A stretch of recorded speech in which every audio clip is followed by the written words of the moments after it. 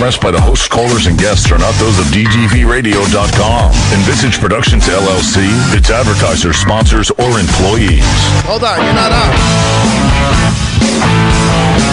Let's go. Whoa, whoa, whoa. There's no flight.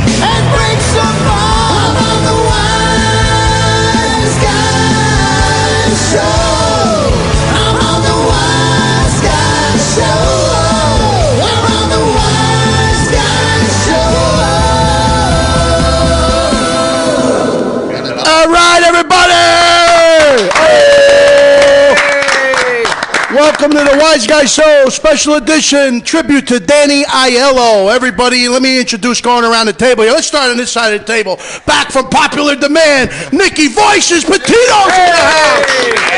What's going on, Nick? Everything good? Nothing. It's all about Danny tonight. We're here for Danny. That's it. And so look who's next to you. Sit next to you. Another one from the past. Ray the Caterer's in the house. Right. I'm not going to say nothing too. It's all about Danny. Let's stick to the focus here. That's it.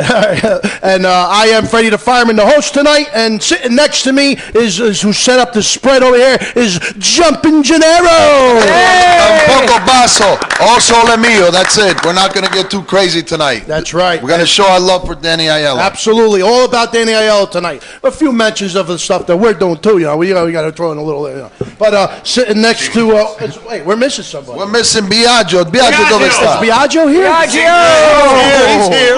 Biagio's in the house. Biagio. He's doing his hair. Biagio. He's got to get his pompadour. Biagio. You all right? Too much hair and He's makeup. signing autographs. Biagio. He's signing autographs. He had gray hair before he walked in like you. Biagio dove sta? Biagio. We need Biagio. Hair and makeup. Let's go. Biagio. Biagio. Here he comes. And there we go. Italian singing sensation. Biagio. Just wanted his own Are intro. you here? I want my introduction. What's better than that? What's going on, Biagio? We're good? Everything's good. All right. And sitting next to Biagio is the Doc is in the house. Hey, Doc. All right. Get sick. We're good. Dottore. Going around the table, we got Randy the Oreos in the house. And next to Danny is our guest, one of our guests for the evening, Tony Cucci's in the house tonight. Actor, and are you comedian? I don't know. Do you do comedy? No, some people think my acting is comedy, but no, I don't. Well, welcome to the Wiseguyz Show, Tony. Thank you so much for having me. Before we get started for Biagio, he's performing soon, and we wanted to do a mention for Biagio. His Un Amore Grande Su di Noi con Pupo. That means Biagio's doing, you want to explain this, Biagio, real quick? Sure. Hello, everybody. So we're doing a huge event February 15th with Pupo's directly from Italy at one of the most prestigious catering halls probably in the country called the Legacy Castle.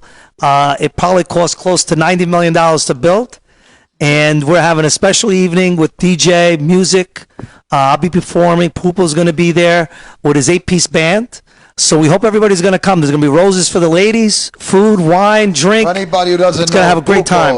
Biagio, let people know Where's who the Pupo is. castle? Tell us The Legacy Castle's in Pompton Plains, New Jersey. One of the most amazing places. And Pupo is an international singing star. Go to Europe and everybody knows who he is. Everybody knows who he is. Yes. He's worldwide known, and he's had a lot of hits. He's been on Sanremo. In fact, Sudinoy won Sanremo, 1980. But he's has a big following, and we're lucky to have him here. And he's going to do a show in Montreal. He's doing a show. That's the American tour anyway, North American. It's going to be Montreal resorts, and he's going to be in our Legacy Castle. A lot of Goombas in Montreal. That's right. Absolutely. Absolutely. So we hope to see everybody there. On Saturday, February 15, 2020, dinner starts at 7 p.m., show starts at 9. The food is phenomenal. The Legacy Castle's at 141 23 South in Pompton Plains, New Jersey. For ticket information, 973-445-1480. And make sure you guys will see there, because you know why? Because it's going to be hosted by the Wiseguyz Show. Hey! You know what? We got to do it at least. Beautiful. We're gonna keep it on a low, but we're gonna do it a few times a night. Not too crazy, but we definitely got to start out with an azzo. 1, 2, 3, azzo! Officially starts the Wiseguyz Show 2020. This show is going to be about Danny Aiello. He's an Italian-American legend. He has done things from acting to documentaries, voice, music. The guy has been just an unbelievable inspiration to most all Italian Americans worldwide. And I actually had an opportunity to meet Danny Aiello a few times in Little Italy, where my buddy James owned a restaurant there, and one day he introduced me to Danny, and we hung out in a restaurant called Folklore. What an amazing guy, and we're going to talk more about it. But a night to remember. Yes. And we do hope everybody had a great New Year's and Christmas, though. We want to mention that. This is our first show back since our Christmas special. And Mike's idea, so let's give Mike a round of applause for putting this all together. I don't want to take full credit. This was a conversation that I had with Nicky Petito, Federico.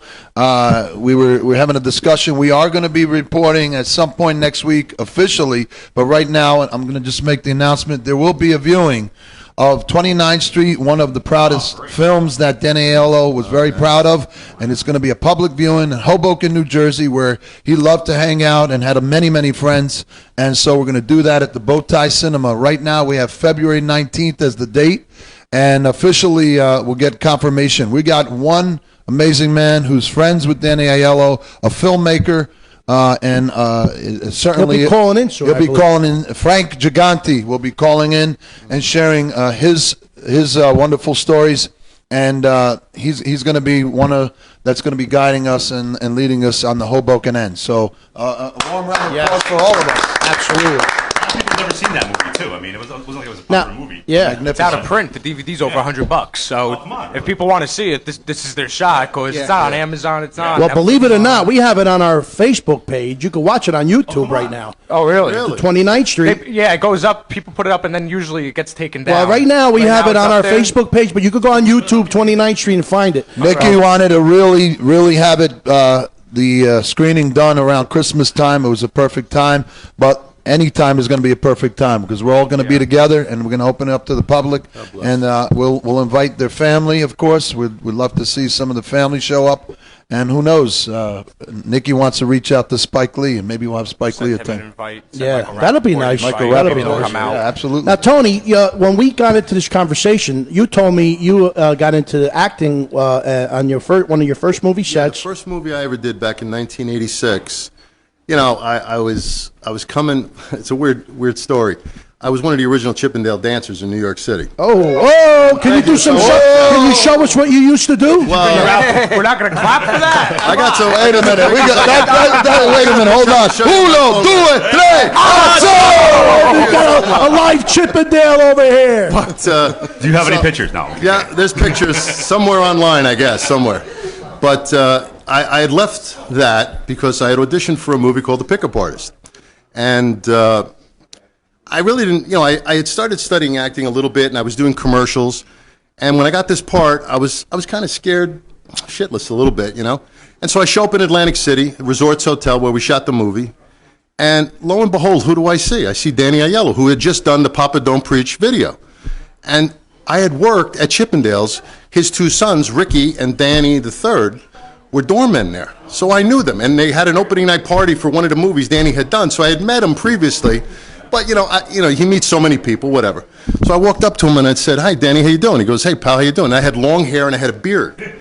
Because I portrayed the barbarian at Chippendales. I was the barbarian. It was the 80s. Yes, it was the 80s. I had the mullet. Everybody had the mullet, right? I had a big afro. So, well, there you go. And so I said to him, how you doing? He goes, hey, pal, how you doing? I said, you don't remember me? Maybe I work with your sons at Chippendales. He goes, oh, wait, were you one of the dancers? I said, yeah, I was one of the dancers. I said, I met you there. And he said, what are you doing here? I said, well, I got a part in the movie. So, really? You got a part in the movie? Congratulations. So they called me to hair and makeup. And about an hour later, I came back on set, and I'm standing right next to him again. Now they shaved me, and they cut all my hair off. So it was the first time I had short hair, and like since I was a kid. And I say, hey, Danny, so what's going on? He goes, hey, pal, how you doing? And I said, it's me. I was talking to you a few minutes ago. He goes, wait a minute, are you kidding? What'd you have that beard and that hair for? Look at you. You're a good-looking man. You know, you shouldn't have that. And so since then, I really, well, until I got older, I grew the little scruff in here. But he kind of took me under his wing, and we wound up working on the movie. And then in between shots on the movie, you know, at night, I didn't have anything to do. I didn't know anybody. I was new to the business. So I was coming down in the lobby, and I had like flip-flops on and jeans and a T-shirt. And he comes out of the elevator, and he's got Harvey Keitel with him, and Joe Spinell, and Dennis Hopper. And I'm like, holy shit, look at like Hollywood just walked off the elevator. And he says to me, hey, pal, what are you doing? I said, I don't know. I was going to get something to eat. He goes, you're going to get something to eat like that? He goes, you got a pair of shoes? I said, yeah, I got shoes upstairs. He goes, I said, I didn't bring a jacket. He goes, go get the shoes. You're coming out to dinner. He took me out to dinner with all these people. Wow. And I went to the restaurant. They had to give me a jacket in the restaurant, right? We go to the restaurant. After that, he goes, what are you doing now? I said, I don't know. I figure I'll go maybe gamble a little bit. He goes, come on, we're going to the show. Henny Youngman was playing in the ballroom. Wow. I felt like I walked into Goodfellas almost. You know what I'm saying? It was like, right, exactly. And we're sitting right in the front row. The guy's practically spitting on me, you know? And I was like, how the hell did I get here? And then the next day, you know, I had off the next day, and he said to me, come up to the room. And I come up to the room, and they're doing a reading of the script. You know, Robert Downey Jr. was in there, Molly Ringwald. These were all the big stars at the time in the 80s.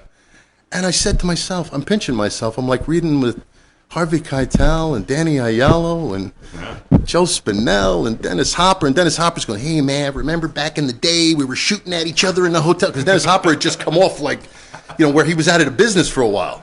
And he got himself back together, and he started doing some great work, you know. And I just always had, and then he took me to Columbus, the restaurant Columbus that was over there. I mean, I met so many people. He was just a terrific man. And then I met his son, and then Danny Jr. would use me. He was a stunt coordinator in New York City. Anytime he saw me on his set, he'd say, hey, you know how to shoot a machine gun? I was like, yeah, sure. It's like saying, do you know how to ride a horse? Yeah, I know how to ride a horse, sure. Yeah. But he used me all the time, and when Danny III passed away from pancreatic cancer, I went there, and Danny, the father, gave me such a hug. It was such an emotional thing. And, you know, what can you say to a father when, you know, he loses somebody, you know, so. We actually, as I guess the that's my Wiseguyz story. show, we did a stand-up. We had comedians, and we organized a fundraiser for pancreatic cancer. Oh, wow. And we didn't mention him, right, Freddie? Yes. Didn't mention him. Yeah, he was an At aces the guy, time, man. We actually, a very dear friend of ours, father-in-law, right? Johnny Wilson's father-in-law? Yes. Had pancreatic cancer, so we did Terrible it in his disease. Yeah, honor. we did a show. What happened was we were doing a show for a comedy show for pancreatic cancer. Angel Salazar was the headliner. okay, yeah. Fred Rubino was there, and Rubino's Keith well. Purnell he's from the South. He does a lot of comedy. Right. But we were going to do a show for him, and what happened was James C. Napadano, a friend of mine who I grew up with, who actually introduced me to Danny, said that Danny wasn't up to it yet because it was tough getting. Yes. He went through a lot, Danny. When I'm his son sure he passed. did. I'm sure he did. I was supposed to. Let me just real quick tell you my story. James ran a restaurant in Little Italy right next door to Cha Cha's. I hung out there all the time. And Danny, hung out there when I was introduced to him. So James, at the end of the night, asked me to escort Danny to his car so nobody messes with him. And I was like, he's bigger than me. I was like, but anyhow, we go over to the car and we're talking about it. And you know, I'll talk later about our conversation. But what happened was he wanted me and James, to come to his comedy club. He had a comedy club, and where a friend of ours, Craig Loigren, used to perform at. And so what happened was Danny's son passed. So we were like, James was like, yeah, we'll wait. And I was like, yeah, what a shame. And then we were going to go visit him, and then James passed. And so I never got a chance to go back to meet Danny and go over, a lot of stuff that we had talked about in the parking lot that night. But he was a great man. I got a lot more to talk about, but I want to pass it on to anybody else who has something to say about Danny. I got to be honest with you. It's just a great night, and I hope his family, I know his granddaughter posted it, and I'm sure that the Aiello family understands that we did this, Mike's idea with Federico, Artie Pasquale, who's here about to join us soon.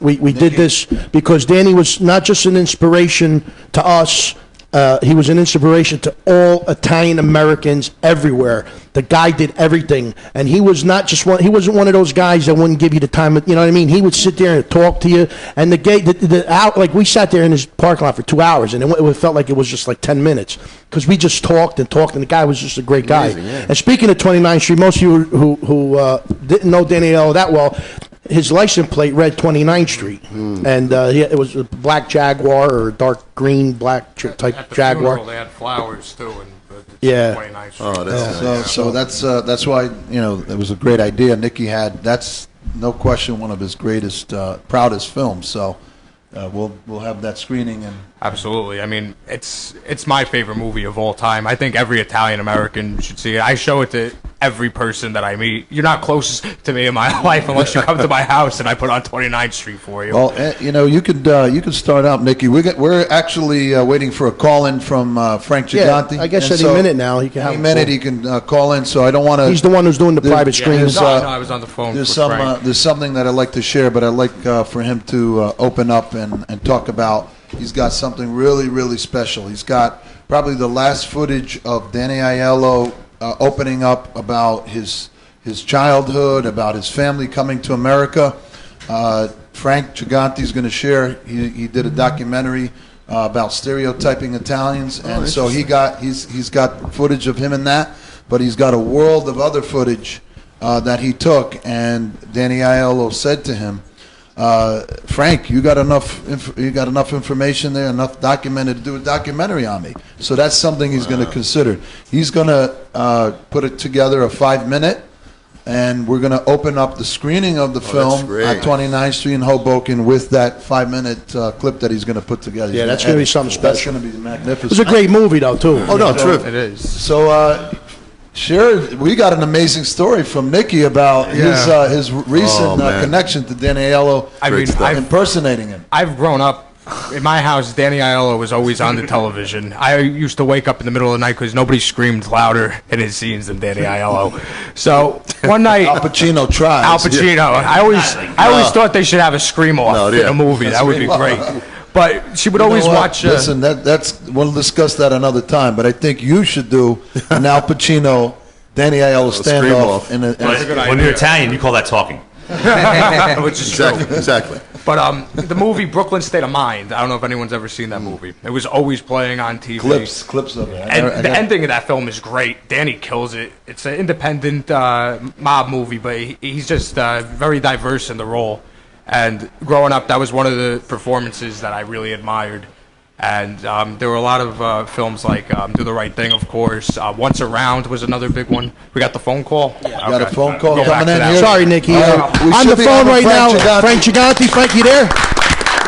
Yes, Freddie. How are you? Wiseguyz, how's everybody doing? All right, Frankie. Franco Bello, come stai?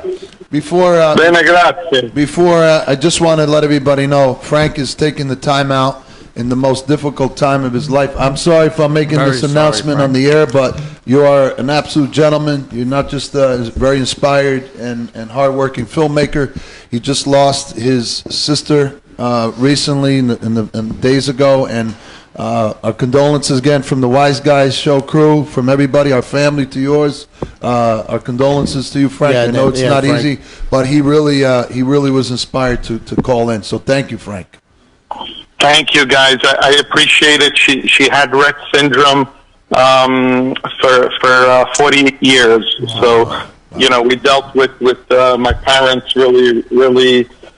She couldn't have been in better hands. We all helped out, but she's in a better place now with God. So, thank you, guys. I appreciate that. Yes, thank you. You guys. Frank, you have so much. I know we're going to try our best to get as much as you can in the time in the call, but let me stop talking and share your heart. You got so much to share about Danny Aiello. Yes, Danny Aiello, for me, besides being one of the humblest people, that I've met in the film business. The other one is Joe Mantegna. I always bring these two together. They knew each other. And Danny was just a humble person. I felt, like he was a relative, and I think a lot of people can relate to that.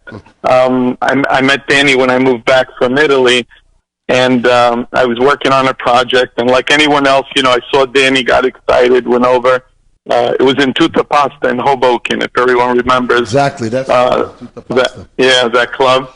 And, we hit it off. We became, I don't want to say close friends where we were all over the place, but we kept in touch. I have years of text going back. But on one of my trips to Italy, what was funny is I had this picture carved for him that had his name and his picture out of wood. And, so I was excited to give it to Danny. So when I saw Danny, I was like, Danny, I brought you this thing from Italy. I hope you liked it. And he loved it. But he says, Frankie, you could have picked a better picture, So he had me laughing. Because he loved the gift. He was like, but the picture wasn't my best. But really, really a good guy from the short time I got to know him. He gave me the opportunity to film him. I was trying to do this documentary on stereotypes, and he gave me just a load of information. I mean, basically, he gave me his life, and we stopped working on the stereotypes for a few different reasons. But joking around with Danny, we said, Danny, I have so much stuff here. We could do a documentary on you. Hold on one second, guys. I'm about to lose you guys. Hang on.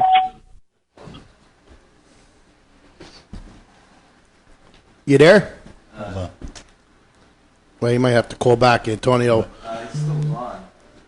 You still on? You still on? Hit like a dead spot. Yeah, maybe he hit a dead spot.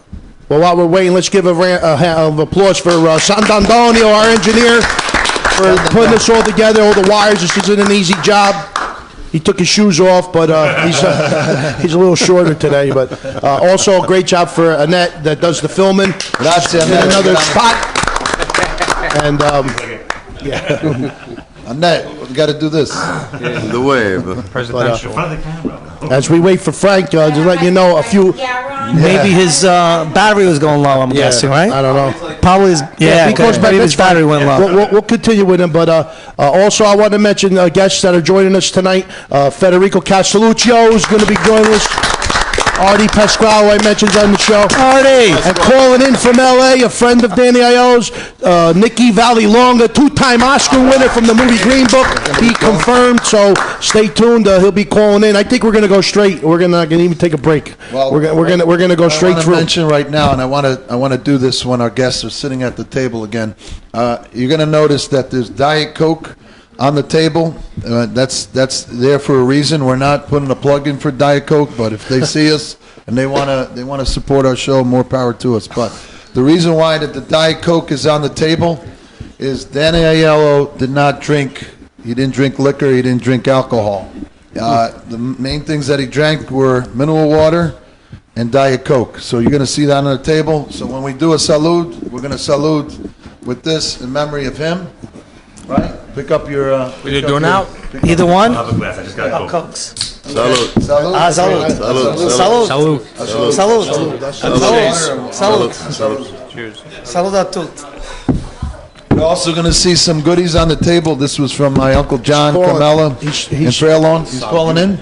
Well, he's calling my phone, but I think... All right. Shades. Frank, you there? You calling in? Is he back? Frank, you back? Yes, I'm back. Sorry about All that, right. guys. Bravo, Franco. Bravo. So, what I was saying was, I left off with, Danny gave us so much information that flew around. I said, Danny, I think I could do a documentary on you, and we'll call it The American Italian, Danny Aiello. And he loved the idea. So that's something that I may start back up and talk to different people that know him, and actually do the documentary on him. Actually, I want you guys to hear how deep he got and the kind of stories he gave me, was because he was just that kind of person. Give me 1 second. I'm just going to get to the part. I think you'll be able to hear him. Oh, wow. This is great. Yeah. This is great. Thank you for Listen sharing. to this one little part, guys. In this building we live, I had a strip off button of blonde.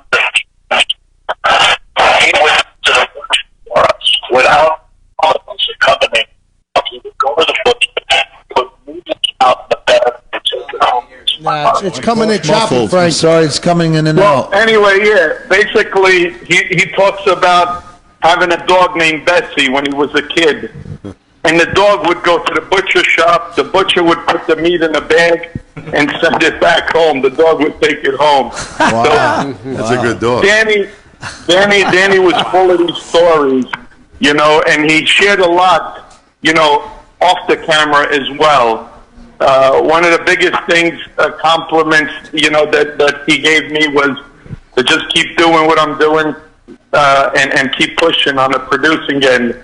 Because I told Danny, you know, some of the projects that I'm working on, you know, was working on, and just a humble, good guy. We kept in touch every holiday, sent a text to each other.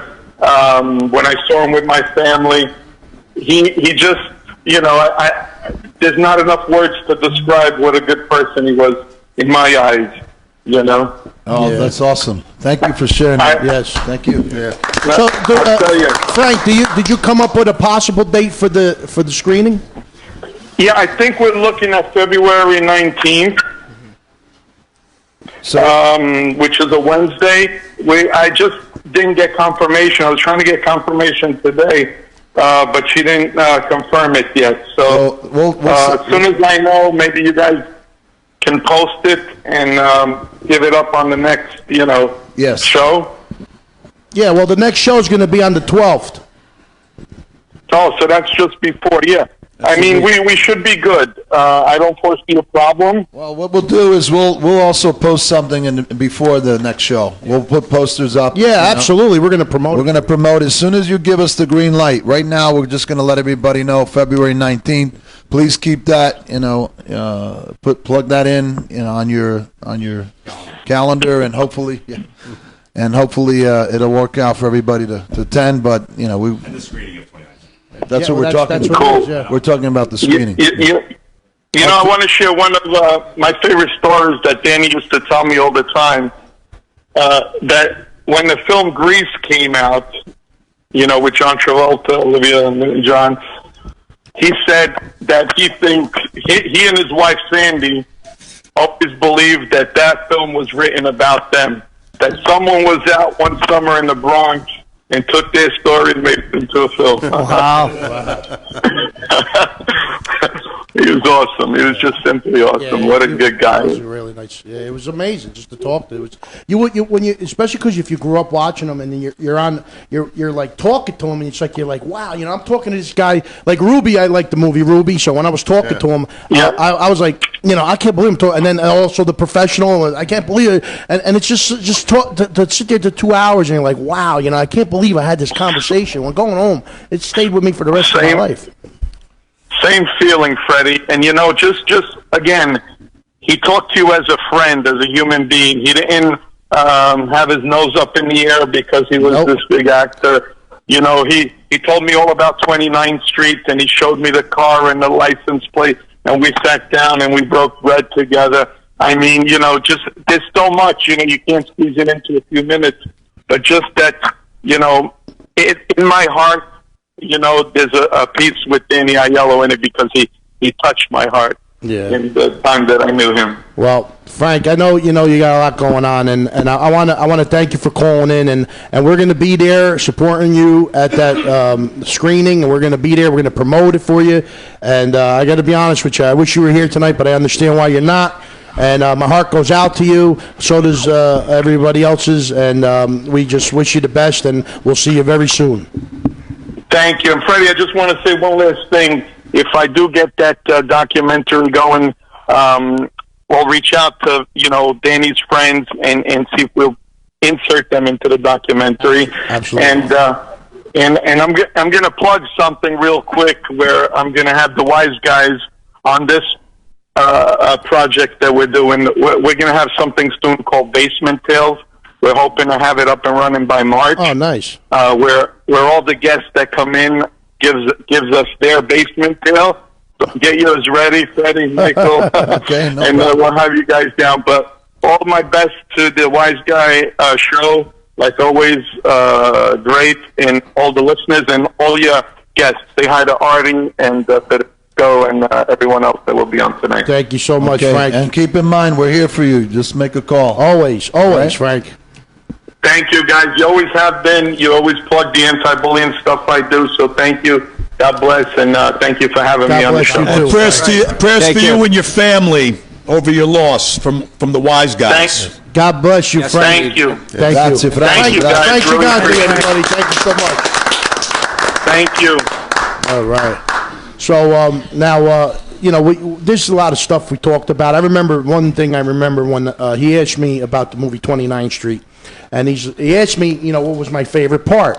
So I remember the movie well. I saw it many times, and I really did have a favorite part in the movie, and it was the part where the dice. Because we used to play a lot of craps years ago, and the dice landed on top of one another. Mm-hmm. That's And great I scene. told him that. And right? he's not in that scene. No, he's not in that scene. So he goes, well, what about the scene that I was in when I was like, oh, yeah, well, that one too. I like that one too. I felt so bad because that was my favorite part of the movie when them two dice landed on top Yeah, of your the other. favorite performance was Best Supporting Dice. But, yeah, that was just one thing we brought up. And there was another thing I want to mention. I have the name of the movie.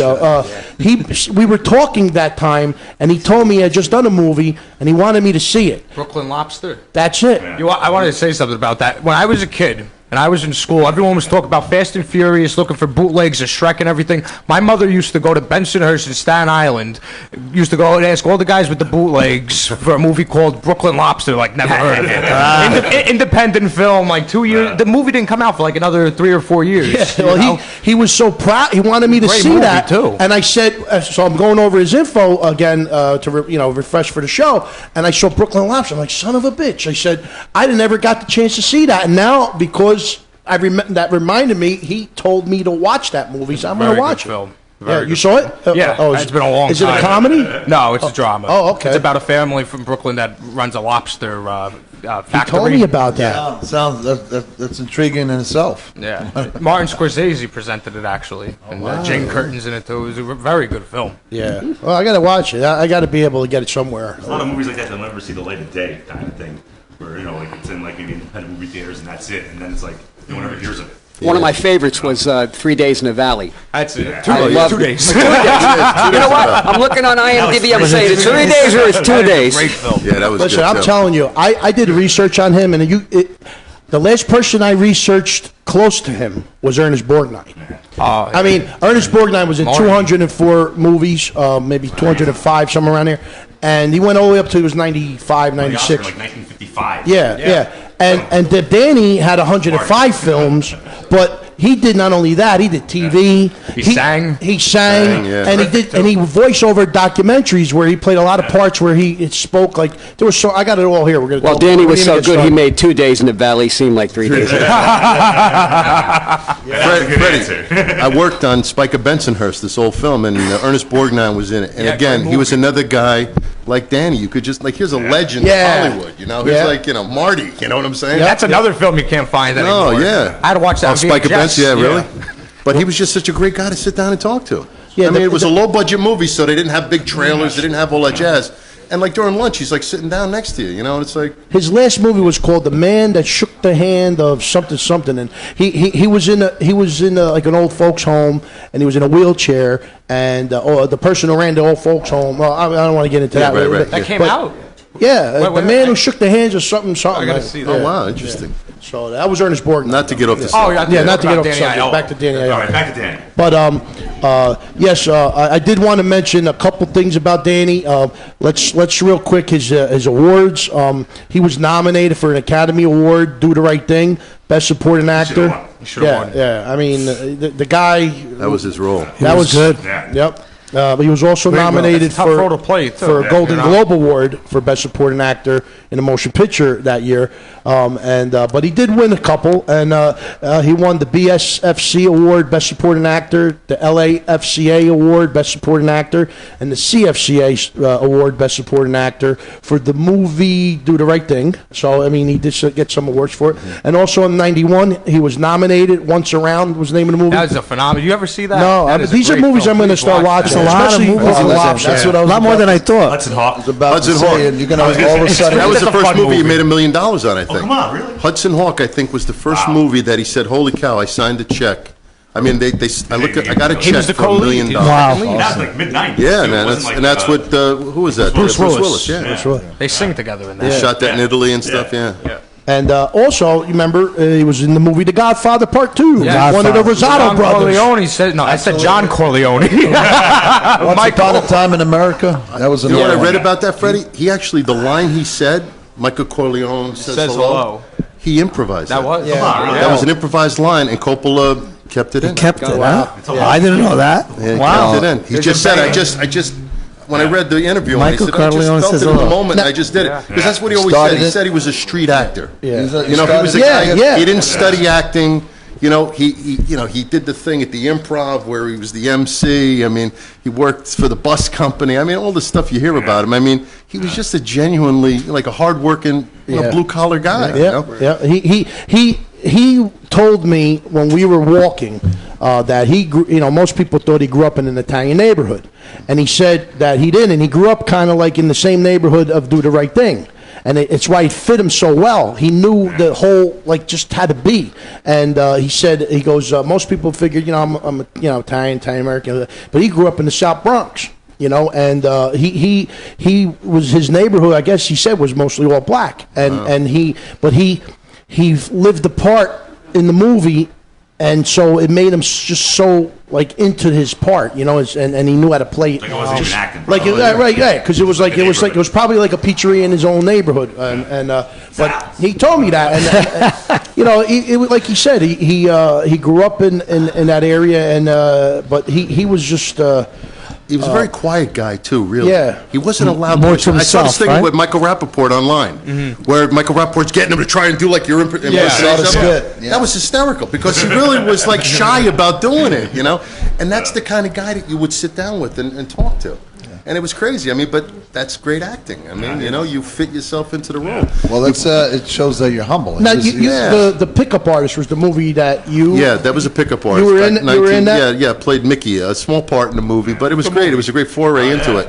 And, meeting Joe Spinell from The Godfather, he played Yeah. I'm a button man. I amazing. push a lot Yeah, of buttons. yeah. I mean, it was just sick. I mean, Now you said he said he showed you around the set. Yeah. He said, you don't want to do too much business. It was, because you don't know what to do. Like I remember when I first started, I had hands all of a sudden. You forget you have hands. You don't know what to do with them. You know what I'm saying? He's like, no, just sit down. Just relax. Now Just most people relax. don't remember you unless they know you, especially if they're a big Soprano fan. But you had like a famous scene in The Sopranos where your head got chopped Yeah, off, I right? played Fat Dom Gimme Out. Yeah, I kept my mouth was a little too big. I should have stayed on that show, made a little more money. You're probably one of the most famous guys on TV that got their head cut off. Well, I tell you, it got voted by like Newsweek or Time Magazine one of the top 10 best death scenes on the show. So that was good. And when I got the part, we had the read-through in Queens at Silver Cup Studio, and I'd been auditioning for the show for many years. And I finally get this part. It was around Christmas time, so it was like a great Christmas gift for me. And I go to the first read-through, and they don't give you the script. You got to go there. You got to go there, and they give you the scripts there, and you got to sign in for it. And I start to read the script, and I realize like, I'm going to get whacked. I'm getting whacked off this show. I've been trying to get on the show for 10 years. And now I'm going to get whacked in 3 episodes, And I was kind of depressed, and then we had the read-through, and I'm sitting there, and David Chase, everybody clears away, and they give him back the scripts, and I'm kind of like, what's going on here, man? This isn't fair, He comes up to me, David Chase, and he says to me, what's the matter? I said, well, I've been auditioning for the show for 10 years. I actually turned down, like, I wanted for the role of Elvis, Vinny Pastor killed the Elvis guy in the show. There's a couple roles I didn't want because I wanted a little something more meaty, And so he goes, yeah, well, look, this is going to be interesting and it's going to be memorable, let me tell you. And sure enough, I mean, the guy was gold. I mean, he just knew what he was doing. He created a show that is going to last forever. And I always say, I was so happy to have a small part in a big piece of history. Yeah, well, that's listen. That's what I was going to say. That's a big piece of history. Everybody gets their head chopped off. Well, You got to be a And part I of actually got to Sopranos keep Con. my head, too, which I had at SopranoCon. They made 10 heads, and I wanted one of them. And the guy said to me, no, David Chase doesn't give. Even Joe Pantoliano didn't get a head from the bowling bag. He didn't even I get wish his you got head. the important one. And I got one. Well, we did went get to the one. Christmas party when Sopranos wrapped. I saw the Stephen Kelly, the special effects guy at the party. And he said, Tony, you still want one of your heads? And I said, yeah. And, Take pictures with the head. and I That's thought, great. I thought he would never send it to me. I was at a Christmas party, we're all drinking, you know. Sure enough, a month later, I open a box UPS, and the peanuts, my head pops out. My 5-year-old daughter almost had a heart attack. Who had the first original piece? That's what I got one of them, man. It's a piece of That's it. history. I still It's got in it. the showcase. But not to get off the subject, but yeah. That was, that's what I'm I want a saying. picture with the head next time. I'll be down in Atlantic City at, what is it? MobCon. MobCon. April 18th and April 19th. And this guy's in charge, right? You wanted him in One of the charge. guys in charge. Oh, wow, man. One of the men. What are you in charge of? All the talent. Believe it or not. That's nice. There's more drama with the actors from The Sopranos. Oh, my God. Well, no, Nick, I know you do. I a was little, not one of them. No, not at all. I know you do a little Danny Aiello. You want to give us a little Danny That's why I Aiello? invited back. I don't want to. You want? I don't think it's right to do Danny tonight. No, you don't want to hear everybody. You don't think so? Do you think I should do Danny? I think so. Yes. Why not? I think so. Absolutely. Danny It's a Aiello tribute would to him. love Let me tell you Absolutely. something. When you did that, Oh, you know what? you did that for Nicky. How much the beats cost? Beats. Because it cost me $1 to make $1. You know the shit you buy? $7. That was back in the 60s, though. It was $7. Today it's like 15. Well, a little read about Danny Aiello. Danny Louis Aiello Jr. is obviously an Italian-American legend who was nominated for his role, Sal Frangione, in the Spike Lee film Do the Right Thing. Danny was born in Manhattan, New York, on West 68th Street. And at 7 years old in the South Bronx, he attended James Monroe High School. So I'd say he was from the South Bronx. He did tell me that.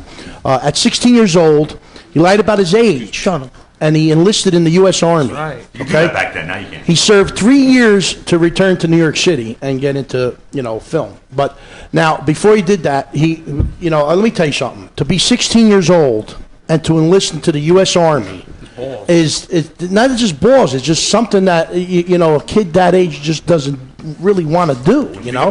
Nobody today's doing that. They got the head in the phone. Yeah. So During he that was. period, though, a lot of guys did. Oh, I know. My father. That was lot the of Korean guys War, did. right? I think that was I don't have Korea. the year, but that's what. Yeah, my at father, I 16 think, years served. old. Yeah, they were about the same. My father passed way before Danny, but I think they were in the same year.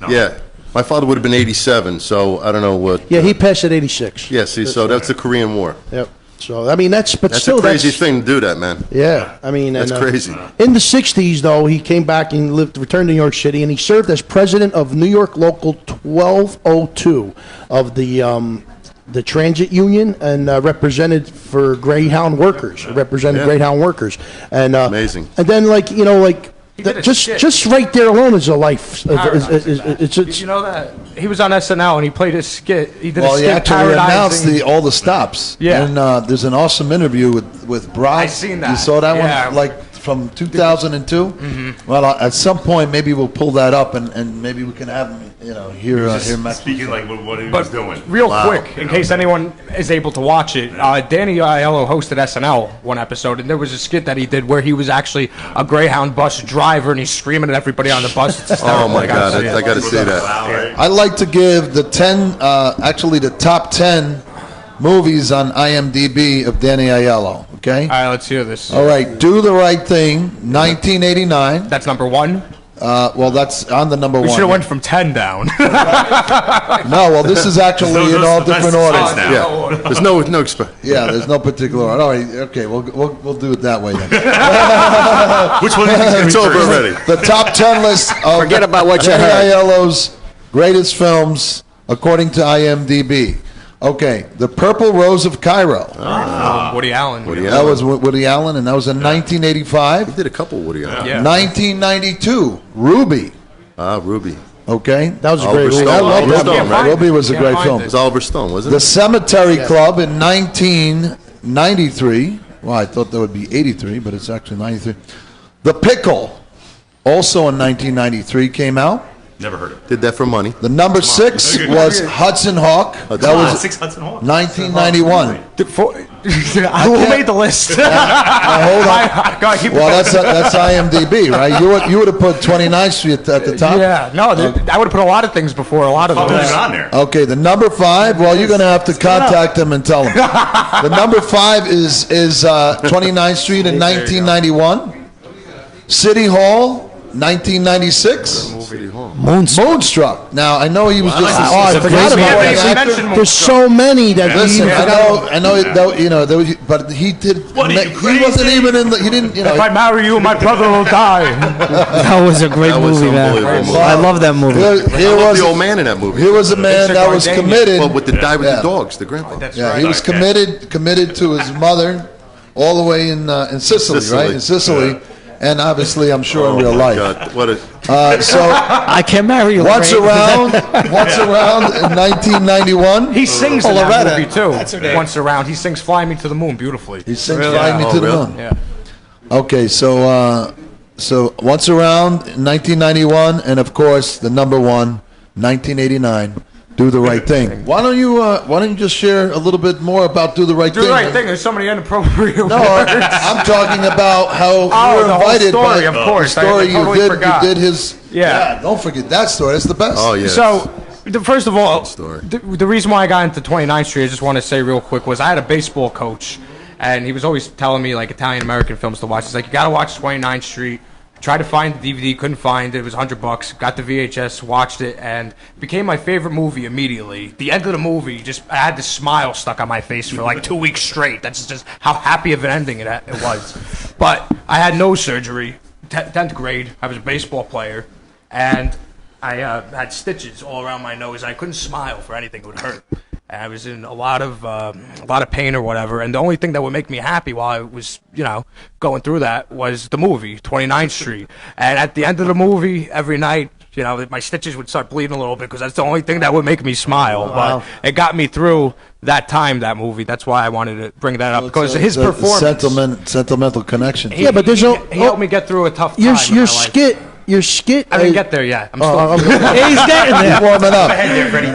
So that happened, breathe. and I ended up having to quit baseball because of my nose surgery. They said you either, because I was in West Side Story, I was doing a play, I just started acting. They said you either have to do the play or do baseball, and I wanted to be a baseball player my whole life, but I loved acting, and I said I created such a bond with the actors in the play over the baseball team, I did acting. And so-and-so, after so many failed years of trying to hit it, I made a video right after the Oscars of Danny Aiello talking about Green Book winning Best Picture and Spike Lee complaining about Green Book winning Best Picture, but congratulating him on his Oscar for his screenplay in Black Klansman. And I made the video, it did okay on Instagram, on Facebook, and then I sent it to Spike Lee, and like a week went by. Nothing. Then all of a sudden, I'm just laying in bed one day. I go on my Instagram, and Spike Lee sends me a message. I'm like, "What?" And then he shares the video on his page, and then I go viral. I got John Singleton, the director that just died, commenting on it. Josh Brolin, Mario Lopez, all these celebrities. And then about a month after I made that video, Spike Lee called me and said, "Nick, it's Spike." I'm like, "What?" I couldn't believe it. He sent me a message and he said, "Nick, it's Spike Lee. Call my office." The number didn't work. I said, maybe this isn't even his account. Pranking me. So then I send him my phone number. I'm like, "Spike, that number don't work. Call me." So then a blocked number calls me. I'm like, "Hello?" And he's like, "Hold on, I'm going to call you on a landline." So then he calls me on his phone number, on his real phone. And he says, "I want you to be Sal at the Do the Right Thing 30th anniversary." Too cool, right? That's amazing. And he gave me all these compliments on the phone. Said, But "Real you talented." actually, so Danny Aiello came afterwards, right? Yes, You didn't he- actually see your performance, but No, he came after. The rest of And we- the rest of the world did. Yeah. But then you got a chance to. I got to connect. finally meet Danny after I performed on stage with Spike, and I could tell Danny was a little, and it was still a pleasure to meet him and get to talk to him briefly and everything. But that was like one of the proudest moments Did I he could say tell was you? meeting him. Did he tell you Yeah. that he saw your skit? Yeah. He did. Oh, wow. Awesome. Like when we were at SopranoCon, Nicky Valley Longa didn't call Danny what you were doing, did he? No, Danny died a little after Sopranos Con, and I played the video for Nick Vallelonga, and he was crying in tears laughing. No, but when you actually did the impression of Danny in front of him, I thought he had called No, he Danny. said what he wanted to do, which is sad. He's like, he said we're gonna bring Danny into the restaurant one day, and you're gonna walk in dressed up as him and just start screaming like him in the middle of his order. That would have been great. That's When you walked away, he said, "Wow," he says, "What a performance." He loved your performance. That would have been funny though. Thank Oh you. my God. Yeah, you do great. You do a lot of good voices, Nick, and I'm proud of you. You're doing very well. I know my mother's proud of me. And you're performing tomorrow night, Wiseguyz and Whack That's Jobs. right. That's right. Tomorrow night, I'll be at the Pico Tavern. Chips Cooney in the house tomorrow night. Chips Cooney, Joe Namoli. He's a nut. Victor Ponti, produced by Danny Provenzano, the Wiseguyz and Whack Jobs comedy show. Yeah, that's great. Yeah, and you're at Mob Movie Con. You're in charge now. Are there gonna? I heard there's gonna be like some surprise names mentioned. Well, we already got Paul Sorvino coming. We saw that. Movie Yeah. Con. We're gonna have a tribute for Danny Aiello at the con. Did you sing with Paul Sorvino? Yeah, I sang with Paul Sorvino. I sang. Yeah, he sings opera in every movie he's in now. It's a requirement. Yeah, no, but that's another thing with Danny. When we were in the parking lot, we sang messing around because I told Danny I sang back then. I sang and I did a little more. You singing. ever listen to his CD? I have it. So he signed it to me. He was actually selling it, and I bought one. And then at the end of the night, when we were hanging at Focolare, he gave me another one, and he signed it, and he actually opened it up and signed the inside. I think that's one of them. Not one autograph, but two. No, listen. That's one of the. When you meet somebody that as legendary as Danny Aiello, it sticks with you forever. Absolutely. And it was more like I was like on cloud nine because he was probably the biggest celebrity I ever met at the time. I mean, I met some Super Bowl stars and stuff like that, but Danny Aiello to me was not just an actor. He was an inspiration to Italian American people in this country who, it's tough to be an Italian actor. That's why when I spoke to Nicky Vallelonga at Soprano Con, I was like, you don't understand. I was happy to see you win the Oscar and all that stuff, but I was just more into it because you were Italian American, your father, and they don't really get. Italian Americans in Hollywood are we don't get the you got to change your name years ago. Well, I mean, look at the Irishman isn't winning anything. Yeah. What does that tell you? Well, I'm just saying. I'm just saying.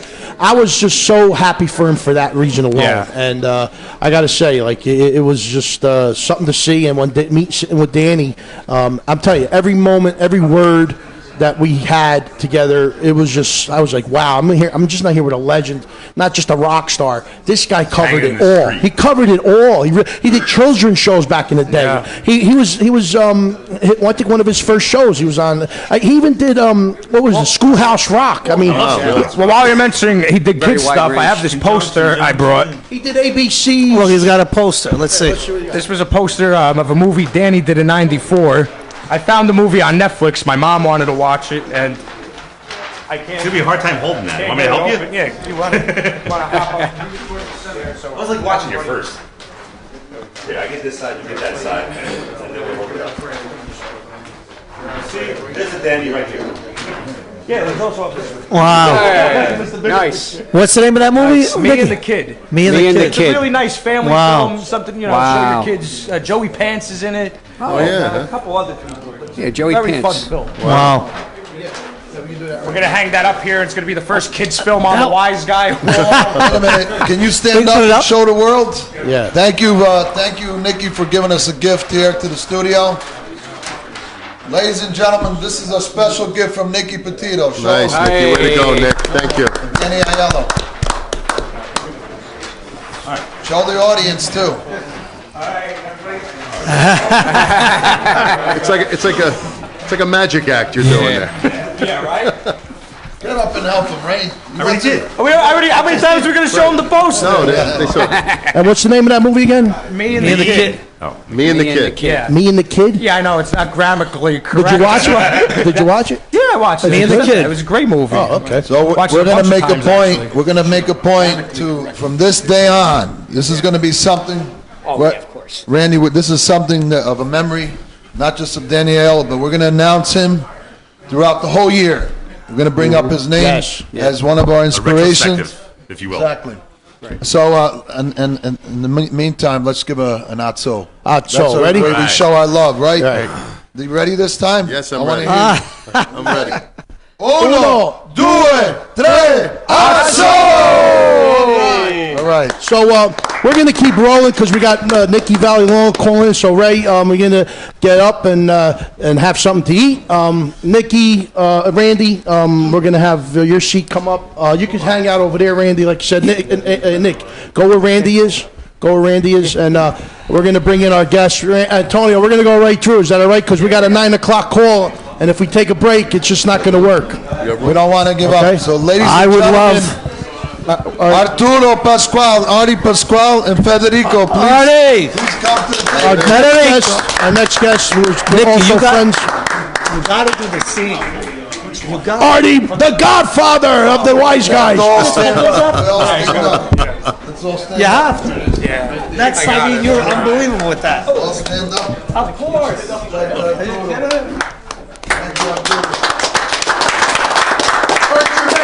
Arturo.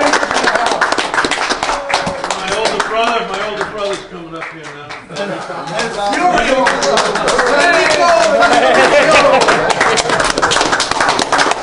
What's up, guys? How are you? Hey, how are you? Hey. Federico, welcome back. That's it. We didn't want to go to a break. Sorry. No, that's all right. We didn't want to go to the break because Nikki Valley Long is calling in at 9 o'clock, and I want to make sure you get the call with them. All right? Sure, that's great. So instead of stopping, and we'll take a group shot, please, after the show's over.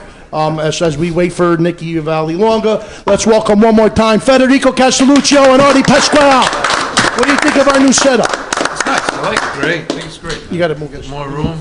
Terrific. I just got a text in, by the way, from Frank Gigante. You're giving your regards to the both of you and to Tony and everybody here God tonight bless. again. Thank you. And Thank you so much. Give him our condolences, please. Yes, absolutely. Absolutely will. Good guy. Will you be able to make the screening in February? Of course. Oh, it's going to be great. It's going to be great. February 19th is the date right now, and we'll get a final confirmation, as soon as possible. And we'll post it and report it and share, of course.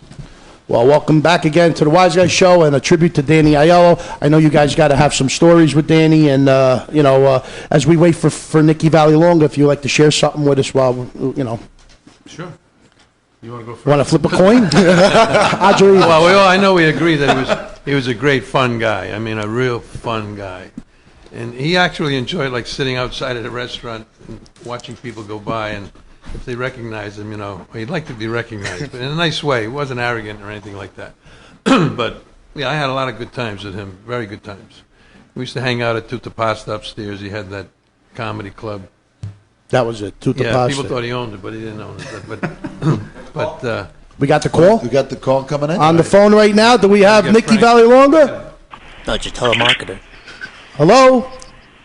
Hi, this is Nick. Nikki Valley Longa, two-time Oscar winner for the movie Green Book.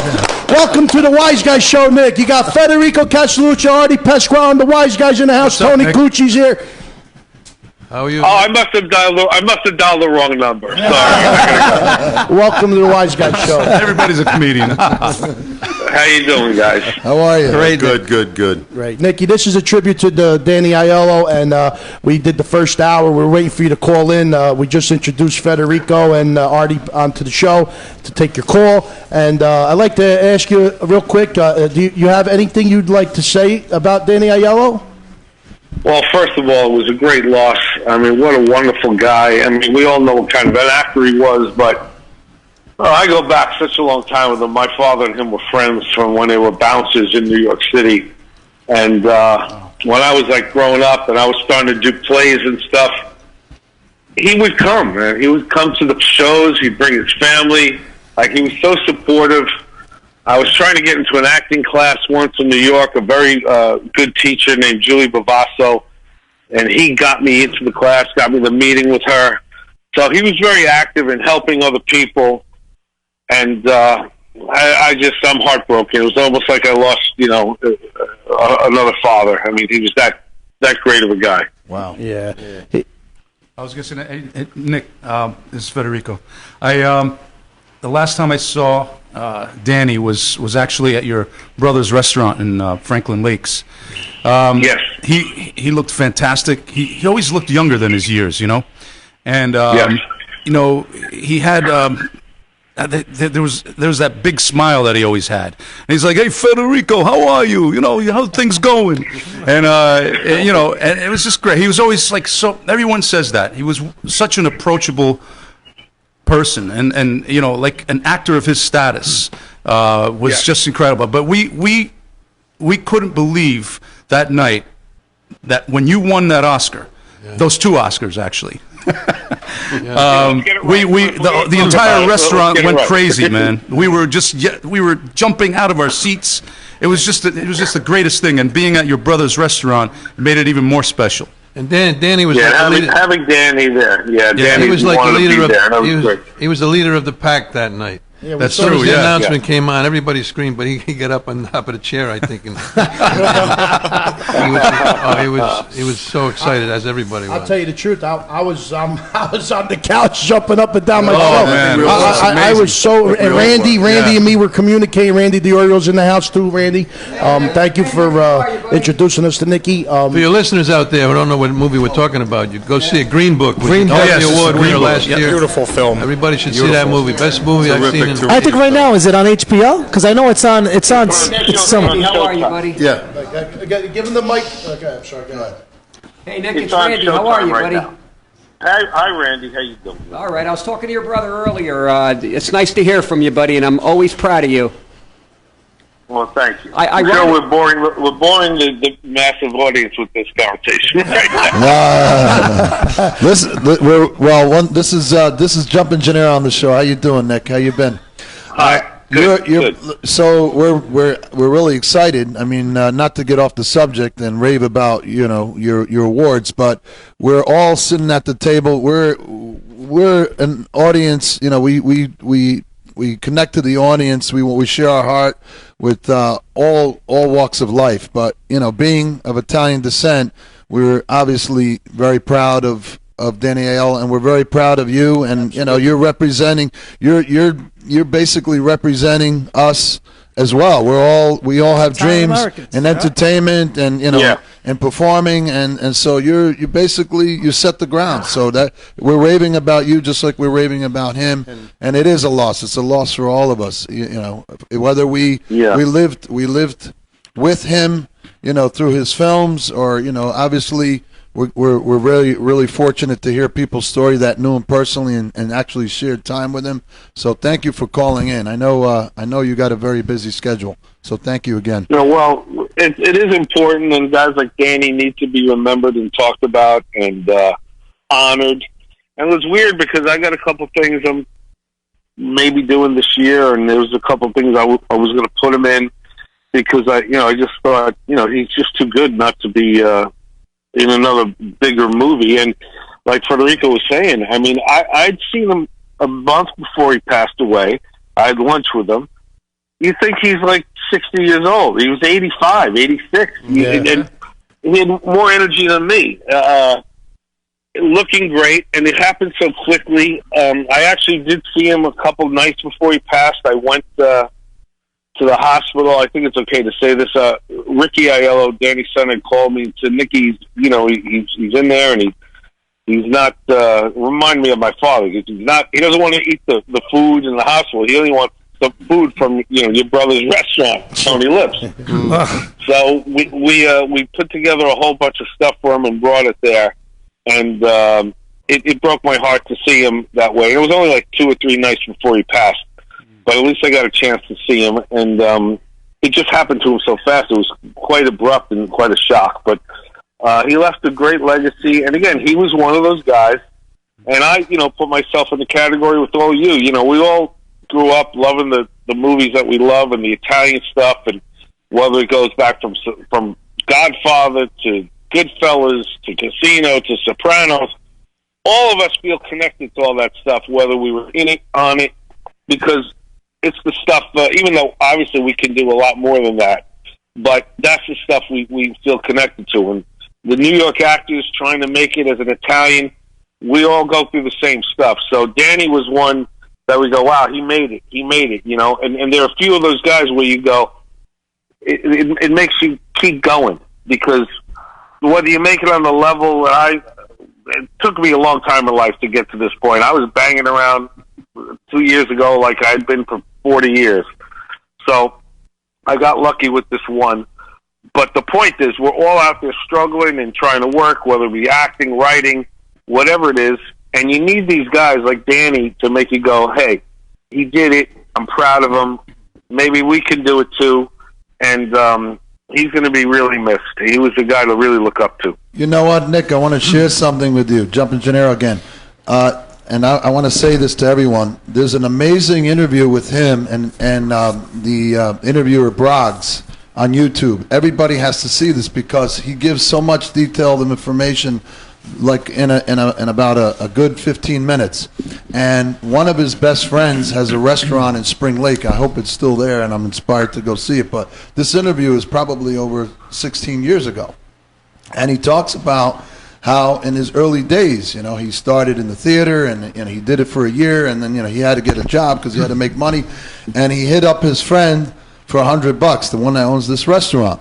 And he said, you know, after I finally made some money, and he goes, I wanted to pay him back, he wouldn't take the $100. And so he goes, it wasn't because, you know, he felt bad to take the $100 from me. He says every time he went to see a movie with, you know, his lady and looked at the screen, he goes, yeah, you like that guy? Guess what? He owes me $100. I think that's a good one, right? So he never paid him, he never took the money. So he was a character, great sense of humor. You know, the actor James Russo, I'm sure you're all familiar with James Russo. Yes, we met him at Tony Lip. Yep. Yeah, I'll tell a quick story that he told me, and this is funny and shows Danny's sense of humor. That they were outside somewhere but near Lincoln Center. This was 30 years ago, maybe. And there was a bunch of guys, actors out there eating outside, and a homeless guy was coming around and hitting a bunch of the tables, and everyone's like, oh, this homeless guy's going to come over here and bother us, blah, blah, blah. So the guy comes over, he's asking for a few dollars, and everyone's going, no, no, no, no, no. And the guy turns and he sees Dan, he goes, wait a minute, you're the guy from Moonstruck. You're my favorite actor of all time. And then he goes, get this guy something to eat. Give it to him.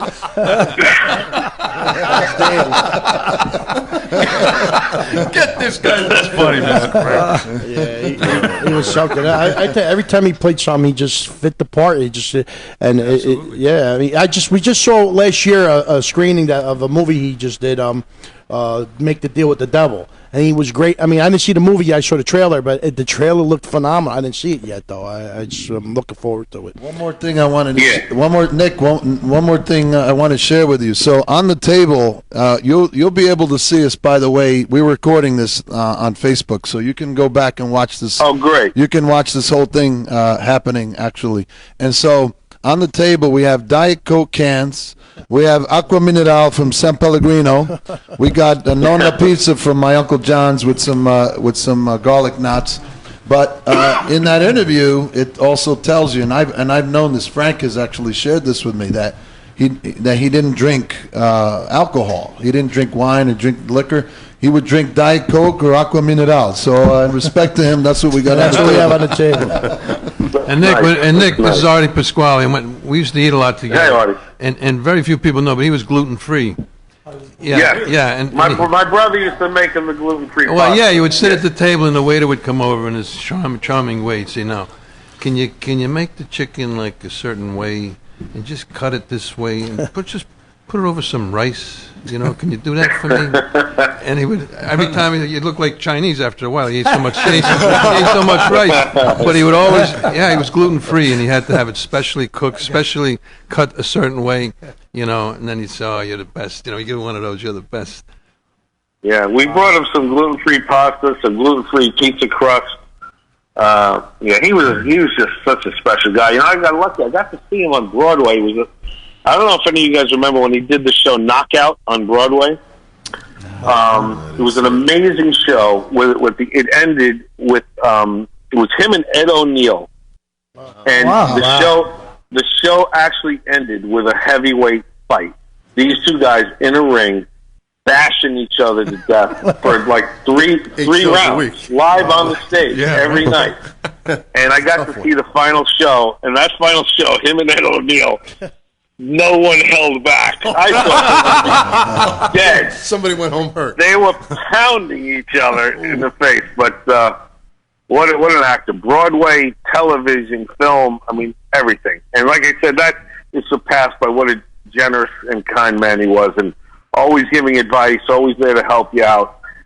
Just a special guy. Yeah, Federico, you were saying. He was. Well, that's one of my biggest regrets is actually having not seen him live in theater, and but one of my first great memories of Danny Aiello was that I was just watching. I think it was Letterman at some point early on in my career, and Danny Aiello was coming on. I said, "Oh wow, I love this guy. I always loved his work." And I'm listening to him, and I've never heard anybody more humble on a talk show before, like Danny. Danny was thanking everybody. He was thanking the guy who gave him a job, to be a bouncer. I think it was Bud Friedman or something. Nonchalant. Right. He was thanking the guy who gave him his first job as an actor. I mean, like I've never seen that before in my life. I said, wow, I want to aspire to be like that, because he was so humble and down to earth and a regular guy, and that's what I loved about him. And actually, when I first met him, it was when I was doing a film. It was early on when I think Hitman's Journal, or it was called something. 18 Shades of Dust. Yes, that's right. I think it was Danny Aiello III, his son, who unfortunately passed away early on from cancer.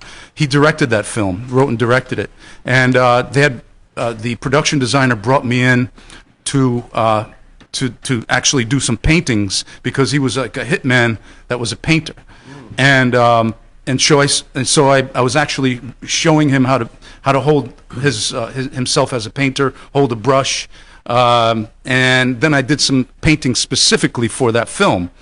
But unbeknownst to the production designer, I had already auditioned for Don DeSetta. I was an actor on the film, and so now what winds up happening is sometimes things like this happen in our business, right? We get a part, and your picture is on the wall in the casting department, right? The production department, and all of a sudden now I'm being asked to do this art stuff with the film. So another actor that was supposed to play the part of William Forsythe's part in it. You remember? You saw the film, right? He dropped out, so they wind up getting William Forsythe. Now, unbeknownst to me, William Forsythe said, "Well, if you want me, you got to put this guy and this guy in a film with me to play with me." So the part was supposed to be with him, and so they just took me out of it and gave me some bullshit part, But it happens. That happens in this business, believe it or not. Damn it, Willie. But you know what? The greatest thing about it was that I got a chance to work with Danny Aiello. Wow, that's awesome. That's great. Yeah. So is Tony Cucci there? Is he just eating the pizza? No, man. I'm totally gluten free now. What's going on, brother? How you doing? Tony, you worked with Danny on something? Well, the first movie I ever worked on back in 1986, The Pickup Artist, which I told the story, and it was amazing because he just done Papa Don't Preach, and I knew his sons also, Ricky and Danny Jr. from Chippendales, where I was, originally, which we went through already. And as a dancer, and I segued into acting after that, yes. But Danny, he took me. Was I on that with you? Is that where we met on that? I think it was right around there we met. No, we met. You and I met on the movie Cookie the shot in Brooklyn with Jerry Lewis and right. I think Peter Falk was in that, and Michael Gazzo from The Godfather was in it. Yes. And it was a long time ago. We've known each other a long time too, and like I said. It's a tribute to you, that the story you wrote, not to get off the subject with Danny, but what a beautiful tribute to your father, the story. you know, I told you this when I saw you at Soprano Con, because we hadn't seen each other in like 25 years, you know, since he moved out to L.A. Yeah. But what a beautiful story that you wrote and told, and what a tribute to your dad. Your dad was a great guy too. Yeah. Met him a few times. He was a sweetheart. There's so many amazing elements in that. I love the story he told at Soprano Con about his dad. He said when his dad auditioned for Sopranos, he didn't want to go in because he said, I can't sing. I can't sing. They want soprano. I thought that story broke me up when you told that story. I think everybody, somewhere down the line, everybody, you know. What were you going to say, Nick? Yeah, go ahead, Nick. What were you going to say? No. I was just. No, I probably didn't do the story justice, but I mean, it was when you told that story, it just cracked me up. I got something. His dad's that kind of guy. He's just another street kind of regular guy. And so I got something I want to mention, Nick. First of all, thank you for coming to share with our family restaurant in Hoboken, Wiseguyz. Yeah. I have to tell you something. If you noticed, we had a long table there that my brother-in-law had prepared. Artie, you were. Yeah. And so we made a point when Randy, got in contact with your brother, and then he said, "Well, I have some friends," and it was just amazing that you guys came because that night we basically just out of whim just said let's go out, and if you remember, I had invited you, but you ended up coming anyway. Yes. Well, I just want to share this with you. He only came because Sophia Milos was there. Yes, you did. No, I brought her with me. Was there? Damn, why wasn't I invited? Yeah. So I've been there too. I actually, right before you ordered, I almost said it to you, but then I said, you know what? He's here. Let him relax. Let him eat. Let him enjoy. But I knew what you were going to order. You got the linguine con le vongole. You know that I knew you were going to order that. Because that's exactly what you were eating in Green Book. Yeah. So when I saw Green Book, and you have to understand, doing years of theater and picking stuff apart. When I watch a film, I'm looking at it completely different, like most actors do. But I recognized that you had the linguine con vongole in the back room, and I said that's got to be one of his favorite dishes. Why would he else be eating linguine con vongole? And I was just, and sure enough, that's what you ordered. So I Nick, recognized. we shot that in the whole movie was shot in around New Orleans, and that was at some little Italian restaurant in New Orleans. And I said, well, I got to keep eating this, whatever I'm eating.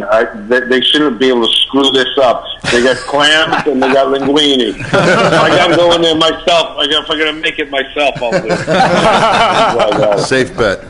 Nick, one of the stories I got about Dan is, we all have great stories, but he had asked me, it was such a compliment, he was going to do the David Rabe play, Those the River Keeps. He was going to direct it and be his directorial debut. So he asked me, I thought maybe he was drinking, but I know he doesn't drink. He said, I want you and my son Ricky to play the roles with these two women. I said, I was like stunned, why me? He had his choice of actors. Danny Aiello could ask anybody. So I said, absolutely, great, So for 2 months, maybe 3 months, I'd go up to Danny's house or Ricky's house, memorizing close to 60 pages of David Rabe. Now, for those of you that don't know, David Rabe wrote in like riddles. He would say, "Hey, Frank, how you doing? Remember those things we done together? You remember those things we done together? You remember those things we done together? Like it's complicated stuff." I did so, a David Rabe play myself. I go home memorizing. I did Goose and Tom Tom in L.A. So I know David Rabe. Yeah. I mean, so Danny was going to direct this, and I'm sweating my ass off learning this. Then he decides not to do it after 3 months. And he wanted to do his one-man show, which never got made, called Capone. And I saw him rehearse. I'll tell you, I saw him rehearse. He invited me, and like 3 of us were there, his manager and his musical conductor, Robert Mitchell. And to watch him do Capone, suffering from syphilis in a delirious state, it was a one-man show. Wow. And the poor guy never got it made, but it was just... Wow. An unbelievable experience watching him rehearse for half an hour, or to an hour and a half, doing this role. But anyway, that's a couple of my stories. Nick, not to jump off the subject, but Joe Cortese, how's he doing? He just had an operation on his back because he took a fall there at Sopranos. Yeah, I heard that. Night. Wow. So he had to get an operation, but he said he has pain from the operation, but the pain that was going through his whole leg up to his shoulder, to his neck, that's all gone. So hopefully he'll be all right. He's starting to walk around again. Give Joe tell him the wise guys we hope he speedy gets recovery. gets well soon, you know. Yeah, And tell him, I will. you guys were such class acts at the table. I mean, I'll tell you, just hanging over there. We also have Nicky Petito in the house. He was the one doing the impersonation of Danny that you liked. He's in the house. Oh, he's fantastic. Thank you, that Nick. kid's fantastic. Thank you, Nick. I was actually I was on IMDb last night. I was reading some of the trivia for a Green Book, and apparently there was some confusion in the editing room because during the dinner scenes, everybody was just eating their food without keeping continuity in mind. Is that true? Well, what happened was, in that scene, you got my brother, my two uncles playing my grandfather. It was cool. You had Sebastian Maniscalco, who had never made a movie, and had a couple other guys. Yeah, now he's my uncle and my brothers especially, but even Sebastian, they don't know this. So they're just eating like animals. Just eating away, right? All of a sudden, it's like comes to take two. There's no more food. oh, wait a minute. At all. Oh, wait a minute. We're making a movie. Yeah, so Pete goes, wait a minute. So the props guys, they were like freaking out. So like they say, listen, you got to. My brother goes, no, we don't have to do nothing. You guys, it's up to you. Keep bringing more food. He goes, I'll come in the kitchen and make it. So my brother goes in there. He starts making everything, and he goes, we're just going to keep eating. They were like, they thought they were having a free lunch, so there was no continuity. There was nothing. They just kept shoveling. My uncles were like, we can eat all day for nothing. Of course we're going to eat all day. And they're paying us. All the food looked amazing in that movie. And they're paying you. Yeah. It was funny.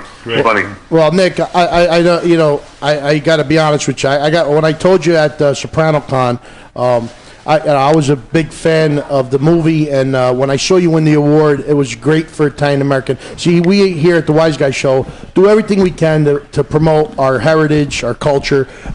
When we see feasts start, diminishing, we try to bring them back. We try to support them and show up.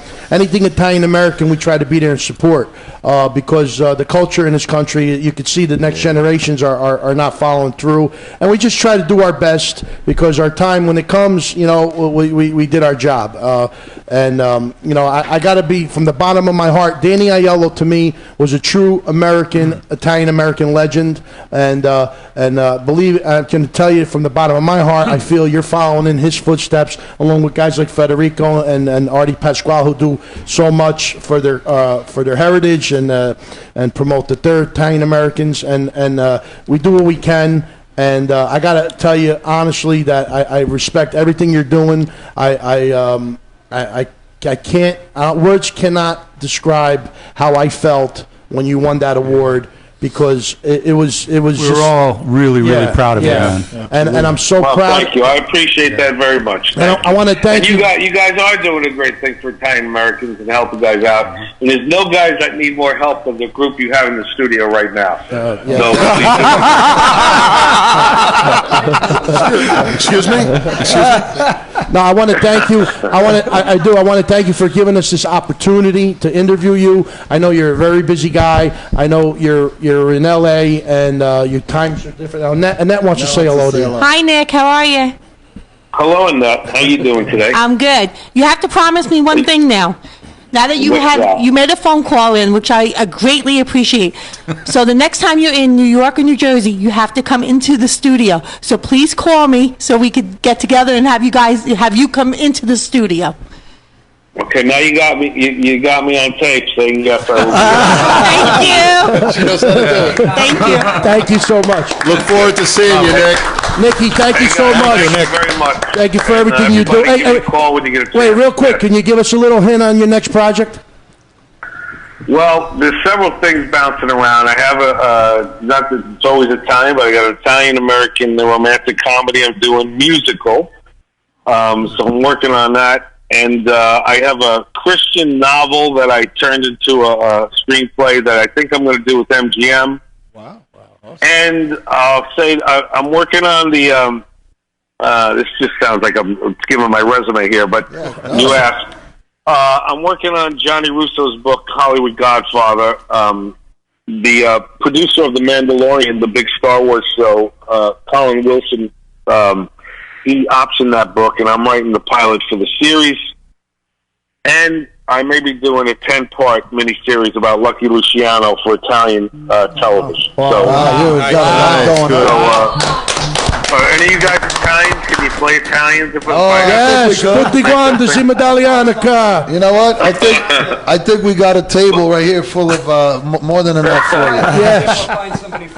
So, who's going to cast me first? You or Spike Lee? Hey, Nick, you could come to my house. Yes. You could come to my house in Andretta, Avellino, il paese di Andretta, le province di Avellino, and you want to shoot some scenes. What the hell are you talking about? Well, what he's trying to say is we have at this table, we have places in Italy you can shoot in our towns. That's all. That's All right. charge. And no free of But charge. that's what I'm trying to do. You know, you never know what's going to happen, but that's what I'm working on. And just So one more we'll thing. see. One more thing about Joe Cortez. Tell him, and if you would like some too, we could ship the Shruyadels directly to him. Nicky Well, I Valley. can't wait till I'm in Hoboken to eat again because that restaurant was off the charts. Well, guess what? We're all gonna. But I had Sophia sitting next to me, so I couldn't eat like a slob. So Well, you notice. I don't know if you noticed at some point, but I was pulling Mauro Nardi away just so she could come and sit down and eat with you. I had your back. I had your back. We hope to see you soon, and hope to see you in the future with some more Oscars for the Thai American community and yourself. Nicky Valley. Thank you, Nicky. Two-time Oscar winner. Thank you so much. And one more thing, everybody. We have an audience. We have an audience here, and they all say hello to you as well. Mamma mia, Anna Maria, my wife Francesca. We have Elaine. We have Salvatore Pagliarola and Rick. Let's give him an official atso. We're going to give you our blessing. We wish you the very best on all the projects from coast to coast. Here we go. Uno, due, tre, atso! Oh, okay. Thank you, guys. Hey, if anybody's in LA from February 2nd to February 8th, the week for the Oscars, I'm co-chairing the Capri Italian Hollywood Film Festival. Wow. It goes on for a week every night, so if anyone comes out to LA, give me a call. I'll get you guys tickets or whatever. Wow. Oh, wow. It's going to be a really nice event. All right? Thank you so much, Nicky. Thanks, Nick. Thank you so much. Let me know. Okay, guys. Thank you very much. Sounds awesome. Take it easy, Nick. All right. Wow. That's We just had a two-time Oscar winner on the air, everybody. We believe that? for almost 30 minutes, if not 30 minutes. Well, the actor got Best Supporting Actor. That's true. Right, so that's Well, him himself, he has two. The movie has three. Yeah. Best picture, best screenplay, best picture. Yeah, this is from Billy Gagoots. Yours should be coming in, Billy Gagoots. I got it. You got yours? Oh, you got yours. Are we still on the air? Did we go off? No, we're still on the air, right? Hey, Freddie, we're still on the air. What are you doing? Just spoke to him today. We're still on the air. What, you got cigars for Federico? Maybe we got Nicky to do the scene. Not a surprise. Maybe we got to make. Beautiful.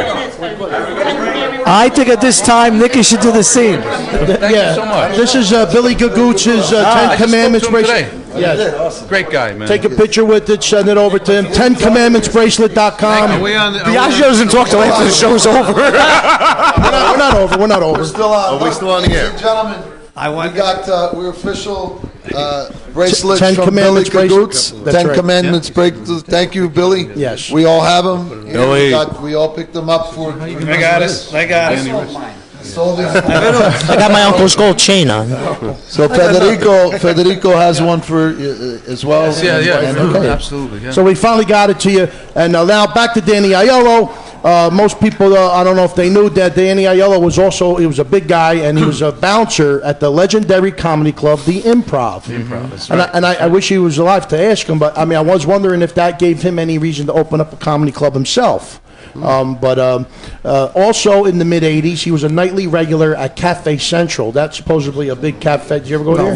Yeah, sure. Cafe Central. Absolutely. Was that like what they say On it is? Columbus. All celebrities went there. to Yeah, a hang lot of out? celebs went there. Absolutely. Yeah. And, Yes, that's right. I used to. That's right. I used to run into him all the time at boxing matches. And he loved to sing. Oh, He yeah. loved Oh, to sing. yeah. He had his own group. He had Unbelievable a combo, voice. And he would do this like Bobby Darin thing, you know, and he had the dark glasses and he'd have his leather jacket. Wasn't he doing something with? And he would go into, like, he'd open up with Best of Me, the Best of of Me. Me. Oh, He'd do a nice. typical Danny Aiello thing. Yeah, I mean, he loved, And then he did- He loved it. And he did a number of albums, and he actually did a song, "Lady in Red," with a rap singer. He said to me, "Can we curse on here?" Hassan. He said to me, he says, "You believe this shit? I'm doing a song with a fucking rap guy." That's what I was gonna say. But he would sing Yeah. "Lady in Red." In the background, you would hear his name was Assam. Hassan, yeah. Let me tell you Hassan, something. right? He was And tapping he would into say, something. in the background, Hassan would say, yeah. "I saw you Again- walking down the street in a pretty red dress," and Danny would be singing the melody. And it was absolutely beautiful. And he loved music, and he loved to grab you off the street and get into his Jaguar. You know, he said, "Get in here." He says, "Listen to this. This is the shit," he said. He'd play a song of himself. You know? Isn't that the best? And he had this great sound system. He in had his a great- Jaguar. he- No, Yeah, let me great tell you voice to something. say it, right? Before he did that, I always thought, you're always mixing different genres of music. And so I thought that was a very interesting concept. As a matter of fact, maybe in his honor, we could continue. Let me tell you something. I think that's In, classic. in Little Italy, he used to stand in front of Folklore selling his CDs during the feast. Yeah. He did Save the Last Dance for me, too. It's like another that. thing that I remember that Awesome stuff. Danny told me a couple times that he would actually go to, like, when his film opened up, right? His film would open up and it would be in the theaters. He would actually go to the theater, stand in the back, and bring his pictures there and sign his pictures and give them to people. Yeah. I thought that. I mean, come on. That was He genius. never. It's like he just was a people person. Yeah, and he wanted to connect with the audience, and you know, it was just a nice thing to do. You know. Well, we had a conversation about this, if you remember, in Fisher's Cafe, is that at some point, you know, you've lived a life, you have all this talent, you've had all these amazing experiences, and it doesn't make sense that you don't share that. I mean, and it's a matter of time. You know, we never want to believe that somebody's going to leave the earth, but you have all this precious resource, and you know what would be a problem? You know, like a baton to hand it to somebody, you know, and continue. That's what it's all we about. lost, That's we all lost about. a lot of greats. He did a book of too. I greats. think didn't he do a biography? Yeah, it's. Yeah, he did a I only know who I only know who I am when I'm me acting. too. No, Yeah, I only know who I 2000 am when got I'm it. acting. I got it right here. 2014, Danny published his autobiography. Listen, this is a good one because when this I'm probably somebody has else. to come from Danny.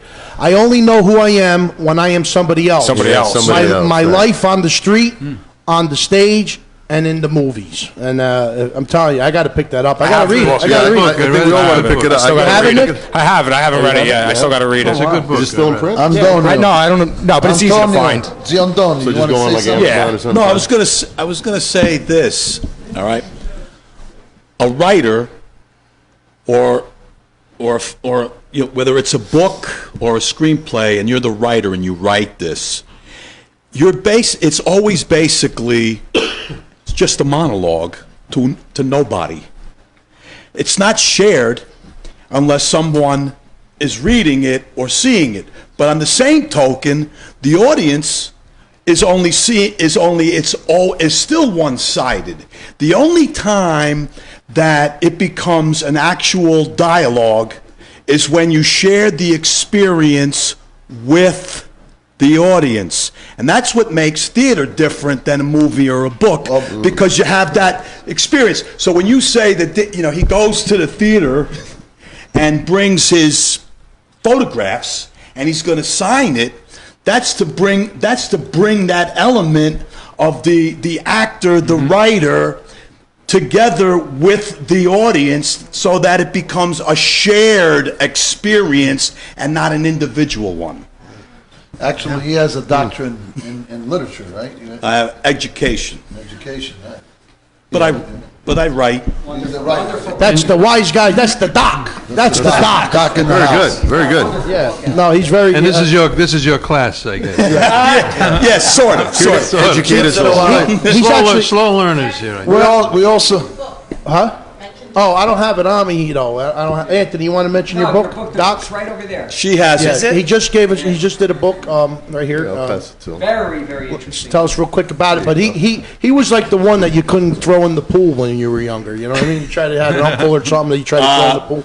I wrote, this is actually part one of a series. And the series is called Lista Brothers. The title of this book is Matt 2540. And basically, that's from Matthew 25:40, which means what you've done for the least of my brothers, you've done to me. So this story deals with an individual who is unconscious and has lost his memory, is under a pile of trash, and a homeless man passes by the trash, and now he has an out-of-body experience.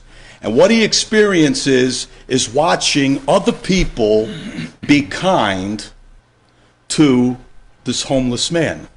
And as he observes that, he starts to recall who he is. Mm-hmm. And he finally comes to the realization that someone is trying to kill him.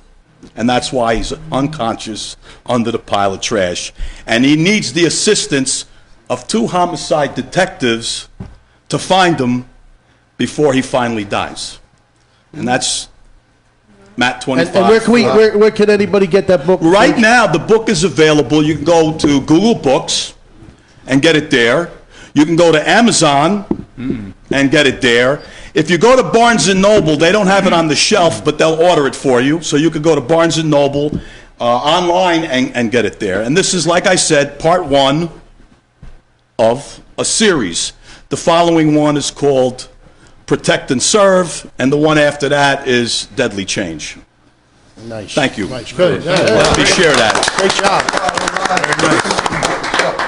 Well, now, real quick about Danny Aiello. He was related to Michael Kay, announcer for the New York Yankees. Now, do you know any way how he was related? That was his nephew. Nephew. It's just strange that because Michael Kay. But I think it's on his wife's side. I think. Oh, it was on his wife's. I could be wrong. Okay, but that's another thing that's just unbelievable. You know, like Michael Kay's an icon too, and his thing, and his nephew and his uncle's Danny Aiello, and you just never think that. When they had mentioned it. I was just in shock. I was like, man. They look a little alike. I see some resemblance in there. There's a little resemblance, I think. So you think they're on its father's side or actually related? I'm not sure. I just know I was watching the Yankee game, and he was in the stands. Related. Yeah. No, they're blood related. Oh, they're blood related. He was in the stands one day, Danny Aiello, and they cut to him, and Michael Kay was just like, my uncle? Wow. But, he was at Federico. We were both there at his services at the Riverside. I was there Church, too. Yeah, Riverside Church. I saw Federico. Wherever it was, and it was really a great tribute to him. Yeah. And Spike Lee actually said a few words, and John Turturro. John Turturro had some nice words to say. John Turturro, great actor. I didn't get to stay. He had some nice words to say about him. I mean, he probably could have had a million people get up there and say some nice things about him. But it was a great tribute. For a while. Yeah, no, I didn't. They did a walkthrough because I think I got there like 2 minutes late before all the seats were taken. So I didn't get. It was a packed house. I didn't get to see any of that, but I saw Spike gave me a big hug, said he loved me, and then I met John Turturro for the first time. Gave me a hug, Spike. And he was. He gave Joe Piscopo a hug right before me. I was just as shocked about that. Holy shit! Yeah. About making a deal with the devil. Did you hear about that? That trailer. Do you remember the trailer for making a deal with the devil that they showed at the Hoboken? Did that come out yet? Well, I don't know. That looks like a really good movie, and Danny plays a really good part. That would be his last He's film? a mob boss. This would be his last film? It's possible. It's possible. He did a movie called Little Italy that just came out too. That was the last one He I got saw. he got Best Supporting Actor at the festival. Oh, really? Yeah, it was a recent film that he did, and I forget the actors in it, but I saw the trailer at the Hoboken International Film Festival, and they won a lot of awards there. But the trailer just looks like something you just really want to see. You know, when it's probably one of his last. The hitman in the movie was that he had that character face. Remember? Did you remember we talked about it? I think at the one of the Italian festivals we were at. I brought it up to you, but yeah, he's done. One of the other last movies he did, he played a priest. It's a really good movie about finding your inner self. It's called Reach Me. It was a book. It's just a good independent film. Check it out. Yeah, I want to check out Brooklyn Lobster. You guys definitely watch that. I did. What did you? That was the movie he wanted me to see when I talked to him. Yeah, Check that out. After he finished that film, he told me to watch it. I said, watch it. Actually, I went to the screening, one of the screenings of it, and it was really good. It was really good. I don't. Right now, I can't recall because it was such a long time ago. Thank you. Yeah. But yeah, it was a good film. He was just a natural, you know. I don't think he had any formal He training. didn't really have a lot of training. Yeah, everything I read on him, he said he never had any formal training. He did a few documentaries. One was called Italy's Forgotten Earthquake, 2001. He was the narrator. Naples. That's from Naples. That was the big earthquake in 82? 83. 83. The Avellino region was hit hard. I went there. I went to Italy after Right, that. It was Bayano. just total disaster. Southern Italy was a disaster, man. One town next to mine was just totally demolished. It was just unbelievable. Actually, the town Nola and Bayano, where my father's from, was one of the hardest hit. Does anybody have a favorite film from Danny? 29th Street. 29th Street. 29th Street's 29th awesome. Street's mine. Moonstruck, I was a fan of it, but I just 29th Street was hilarious in just it. hilarious. It was. He should have been nominated for something because he was Moonstruck. just... I got 2,000 tickets upstairs, and you telling me you bought one ticket? One ticket? I'm not a loser. I'm not a loser. The best. Listen, you know what? I know what you're saying, in all due respect, but Well, Ruby was good too. I mean, I really. when you do that, he's alive. That's Love the way that we movie. want to think. Yes, Remember yeah. that. He was phenomenal. He had, like, Bring him I back. do it. It's all You from the gotta heart make when him I do do the it. sketch. And the story. He's got to do it, but he's got to do it over here. I'm gonna give him my mic. What the? So everybody sees you. Stand All up. right? No, stand up. Do it over here. I gotta stand up and Come on, do it. Nick. But do it here. No, I don't think that'll pull Do it off. here. What? Do it here. Do it here. Excuse me. Here. I'm gonna give you my mic. Hold on. In the middle. Here, good. You got to do the whole skit though if you're gonna do it. Yeah, I gotta do it. No, I gotta do it. Yeah, introduce what you So, stand up. I gotta Oh, Nick, stand we're up gonna and do introduce it. what Whole you're doing. production. Look, we got a backdrop. It'll pick up. The Italian flag is the backdrop. What is he doing? What is The wire doesn't reach over there. So this is the end scene from Do the Right Thing, where after the pizzeria burns down, and Spike Lee, Mookie comes to get his money from Sally, and he says, What the hell is the matter with you? This ain't about money. I could give a fuck about money. You see this fucking place? I built this fucking place with my bare fucking hands. Every light socket, every piece of tile. Me, with these fucking hands. You know what the fuck that means? Yeah!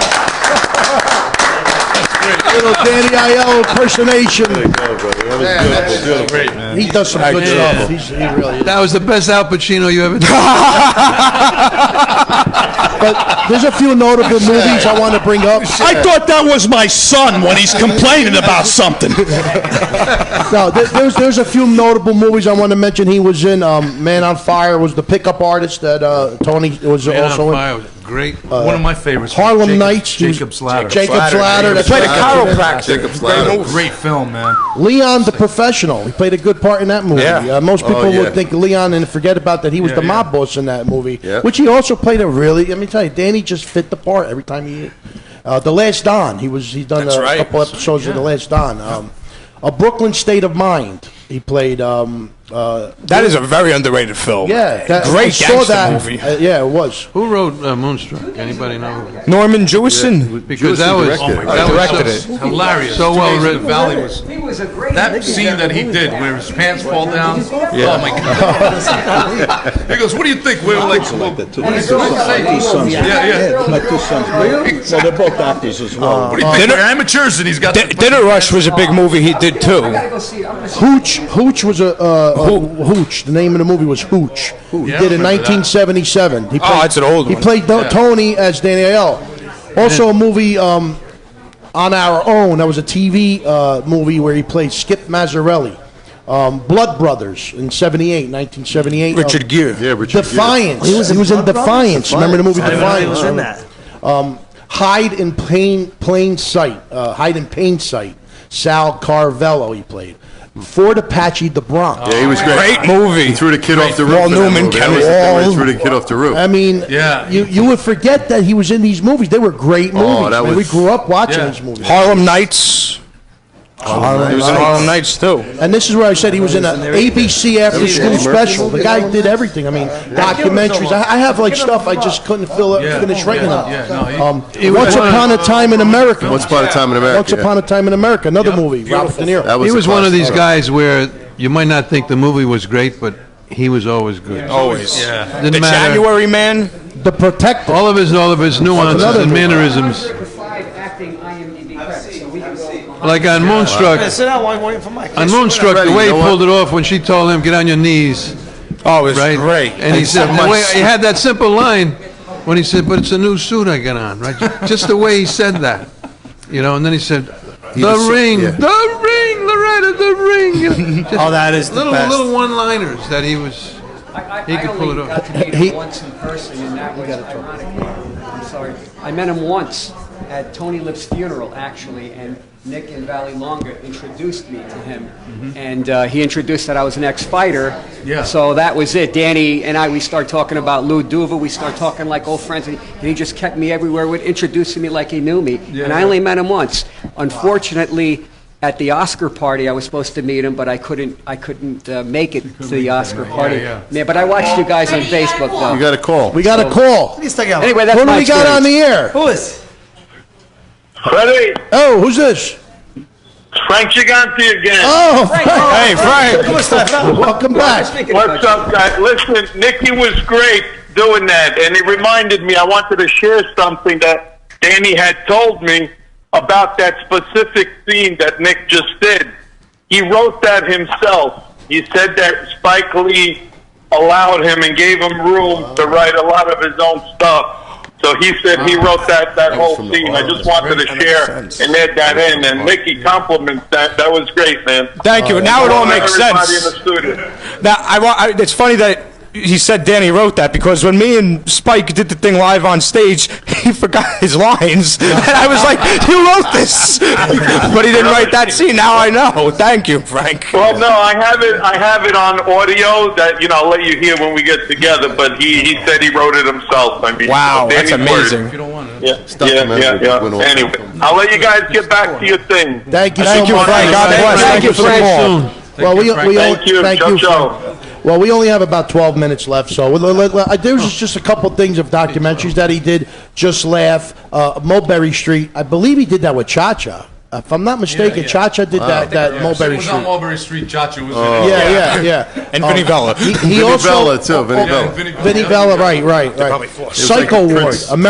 American Psycho Ward. Mulberry He was a narrator for that. A Man Among Giants, Harry, and Ready? wait, what? I was going to say, Federico brought up a point about, I wish I could go back and see him on Broadway. Yeah. Oh yeah. But I 100%. think you might be able to go to Lincoln Center. Yeah. Lincoln Center used to record Archival footage. Archival footage. really? See, I'm getting goosebumps thinking about it. Oh, I my mean, God, man. but I think you might be able to go over there and actually see. I mean, I guess you could call up, see what they have on file. But I know they used to record all those shows. You know what? For archive. Yeah. So it would be like Knockout. I'd love to see Knockouts. Yeah, Yeah, I would love to see that. Ed like, O'Neill, I mean, Ed that's O'Neill, I'd love to see amazing. that. Like when we were talking about it, I was like, shit, I wish I would have seen that. Wow, that would be fantastic. Man, I would Yeah. love I was to a kid. see that. I was like a little kid back then. I can't even He imagine what left that so would much be. great work behind. Well, that did we he could do all championship enjoy. season too? Was he in that? I don't see that. Okay, okay. I thought maybe He he'd did done- something called the Rat Pack, which is a TV. Oh, that was Paul Servino. Paul Servino did the championship season. And, Right. Yeah. Paul Servino. But he also did appearances with. He did Ad Ventura, wasn't that the You know, show that he did? Yeah, Ventura. Ventura, Ad Ventura. He did another really good movie with Harvey Keitel in '76 called Fingers. I don't know if anybody's ever seen that. Yes, I saw that. Very That's right. beautiful That was film. on. That was one of the movies I put down. Fingers. Wow. Yeah. But he did appearances with Live with Kelly, Jay Leno, David Letterman, Conan O'Brien, Bob Costas, Pat Sajak, and he want to laugh? Captain Kangaroo. He was on Captain Kangaroo. Captain Kangaroo. He was on Captain Kangaroo. And it goes as far as back as he was on Captain Kangaroo, and in 1973 he was on his first actual movie was called Bang the Drum Slowly. Oh yeah, with Robert That's De right. Niro. With Robert De Niro. And you know what one of his lines was? I don't care what you say. Spanish is the same as Italian. I thought that was hysterical. Yeah. Oh man. Yeah, well, I'll tell you. We got another call. We got another call. Who do we have on the phone? Bill Collector. What's up, you fuckers? It's Johnny P.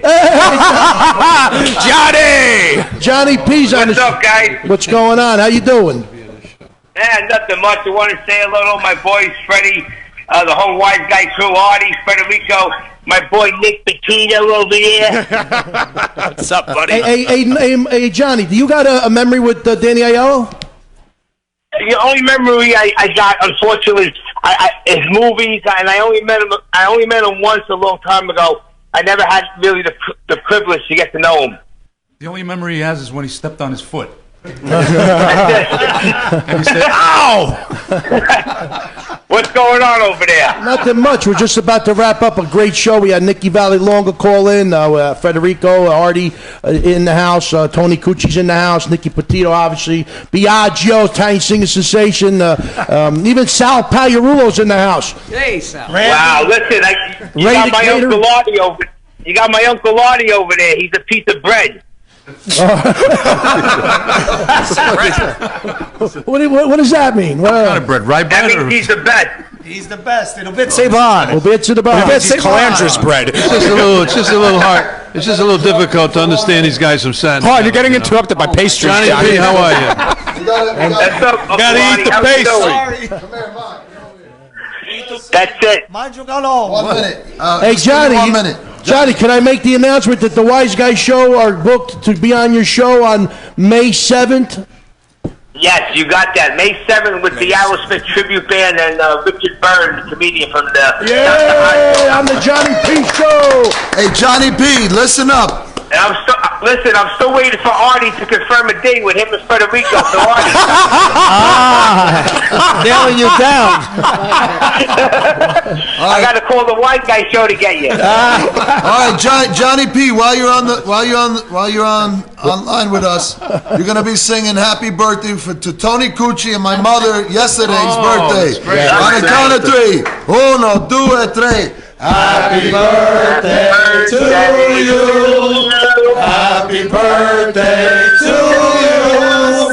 Happy birthday to the both of you. Happy birthday to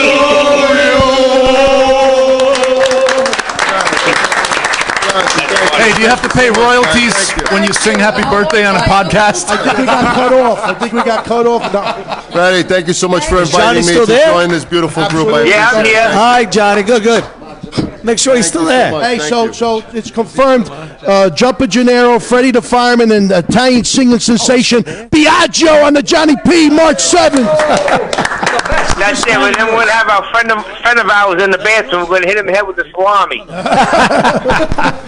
Well, listen, guys, best of luck. I love you all. God bless, and I'll talk to you soon, all right? Thank you so much. Thank you. Take care, buddy. All right. Thank you. Johnny All right, P, fellas. Johnny P, everybody. Well, he been through a lot. He's back, and I'm happy Yes, to see him he has. moving along. Yeah, that was great, though. He's the man. Johnny went through a lot. Yeah. And, I'm just so happy to see him back, and his first 2 shows went over well. He had Kreskin on, and he just Yeah, I saw that. It was good. Great show. Yeah. Good show. And he's a hustler. Johnny's Yes, he all over the is. place, and he does a lot of good for the tank community. He's also, like an you know. authority on Kiss, believe it or not. The Yes, he band is. Kiss. Really? He knows all about He has Kiss? Kiss memorabilia. You gotta get mini Kiss. Well, we're going to try to get. He mini opened Kiss. for Alice Cooper. Well, he said Mini this Kiss. is what he said. He said, I only want 3 to Wiseguyz. So I said, all right, I'll keep it under 4. So I'll bring Mini Kiss because he's half. At 3 meds. 3.5. So 3 meds. okay, that's good. That's cool. All right. Well, we're just about to wrap up the big show we did tribute to. What do you think, Federico? How did we do? Great. I mean, Danny Aiello definitely inspired. Danny Aiello definitely inspired a lot of us, especially in the Italian American community as actors. I was fortunate enough to get a chance to meet him, to work with him, and to know him. And I'm so happy that you guys put this together tonight. It was long, overdue and well deserved. Yeah, I want to also mention that I contacted his manager, and he said, thank you so much for doing this for him. He thought it was a little too close to his passing for him to really get involved in this festive occasion. you know. He said, but when you show the film that he's going to try to make it, he's pretty sure he can make it. Yeah, well, I understand that, and I learned something when I was in the choir and when I did choir tenor in the church, and when I used to sing Ave Maria, I always thought Ave Maria was a sad song because you would hear you break your heart, and after speaking to one of the priests, they said that because it was sung at a funeral. He told me it's actually a song for it's a festive song. You're actually celebrating the death of somebody going to heaven. It's supposed to be a song of celebration, and I never knew that.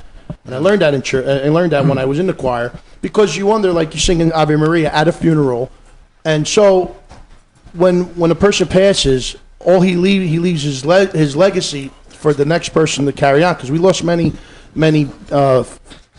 big people in our lives, as our parents. Some of us lost our parents, and a lot of big actors who are no longer with us.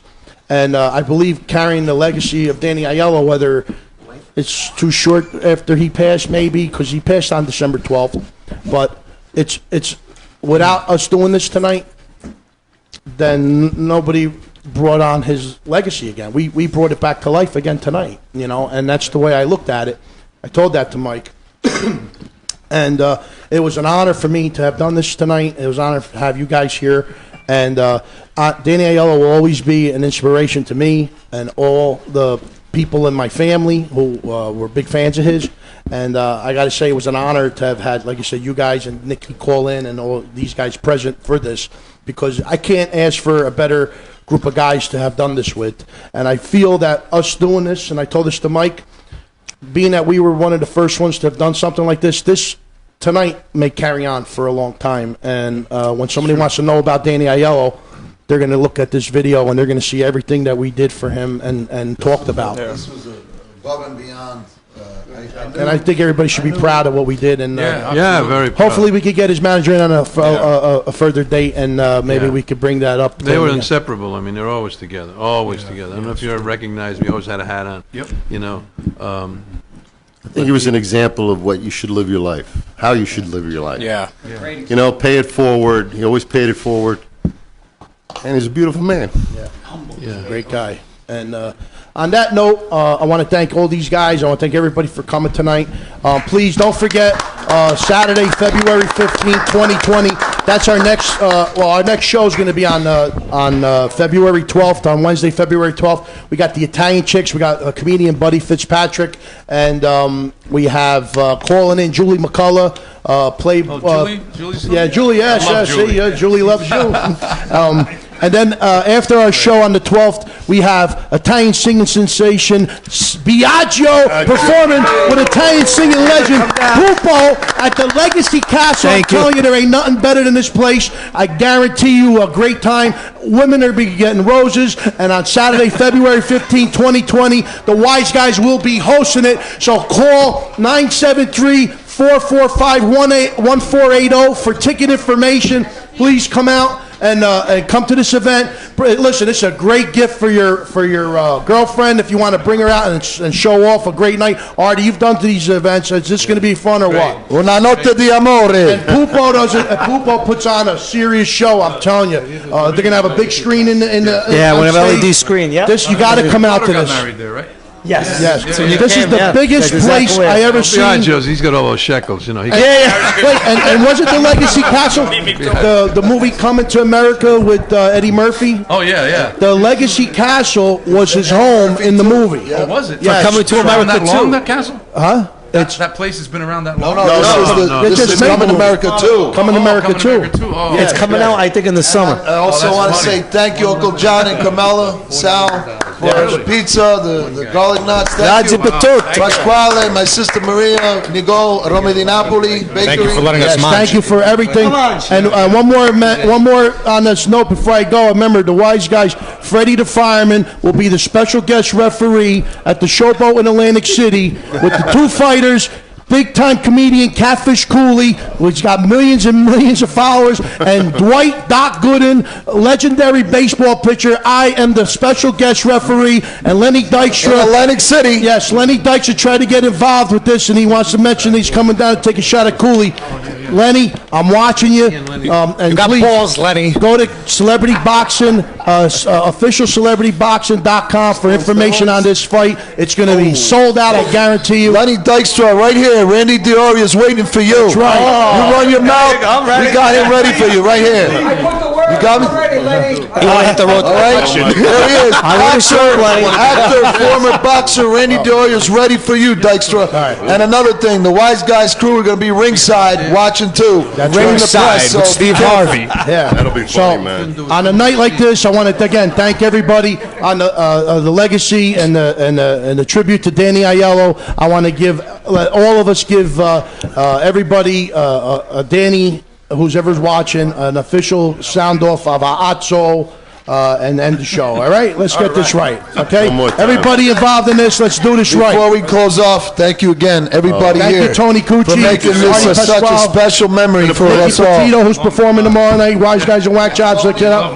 South Pal. Thank you to Freddie and Michael for making this happen. Yes. It's called the Long Goodbye Show, not the guy. This is the longest goodbye, and God bless everybody. Oh, wait a minute, hold on a minute. We don't want to go. Don't move. Wait a minute, Columbo is here. 1, 2, 3, Atzo! See you February 12th, everybody! Have a good night. Nobody move. This is the 2020 Bible shot of the last You supper. tear me up, you break me down like I'm made of glass. You shatter me now. You tear me up, you break me down like I'm made of glass. You shattered me now. You're trying to fool, trying to look and be cool, but I see right through. You see these bloodshot eyes, will you falsify?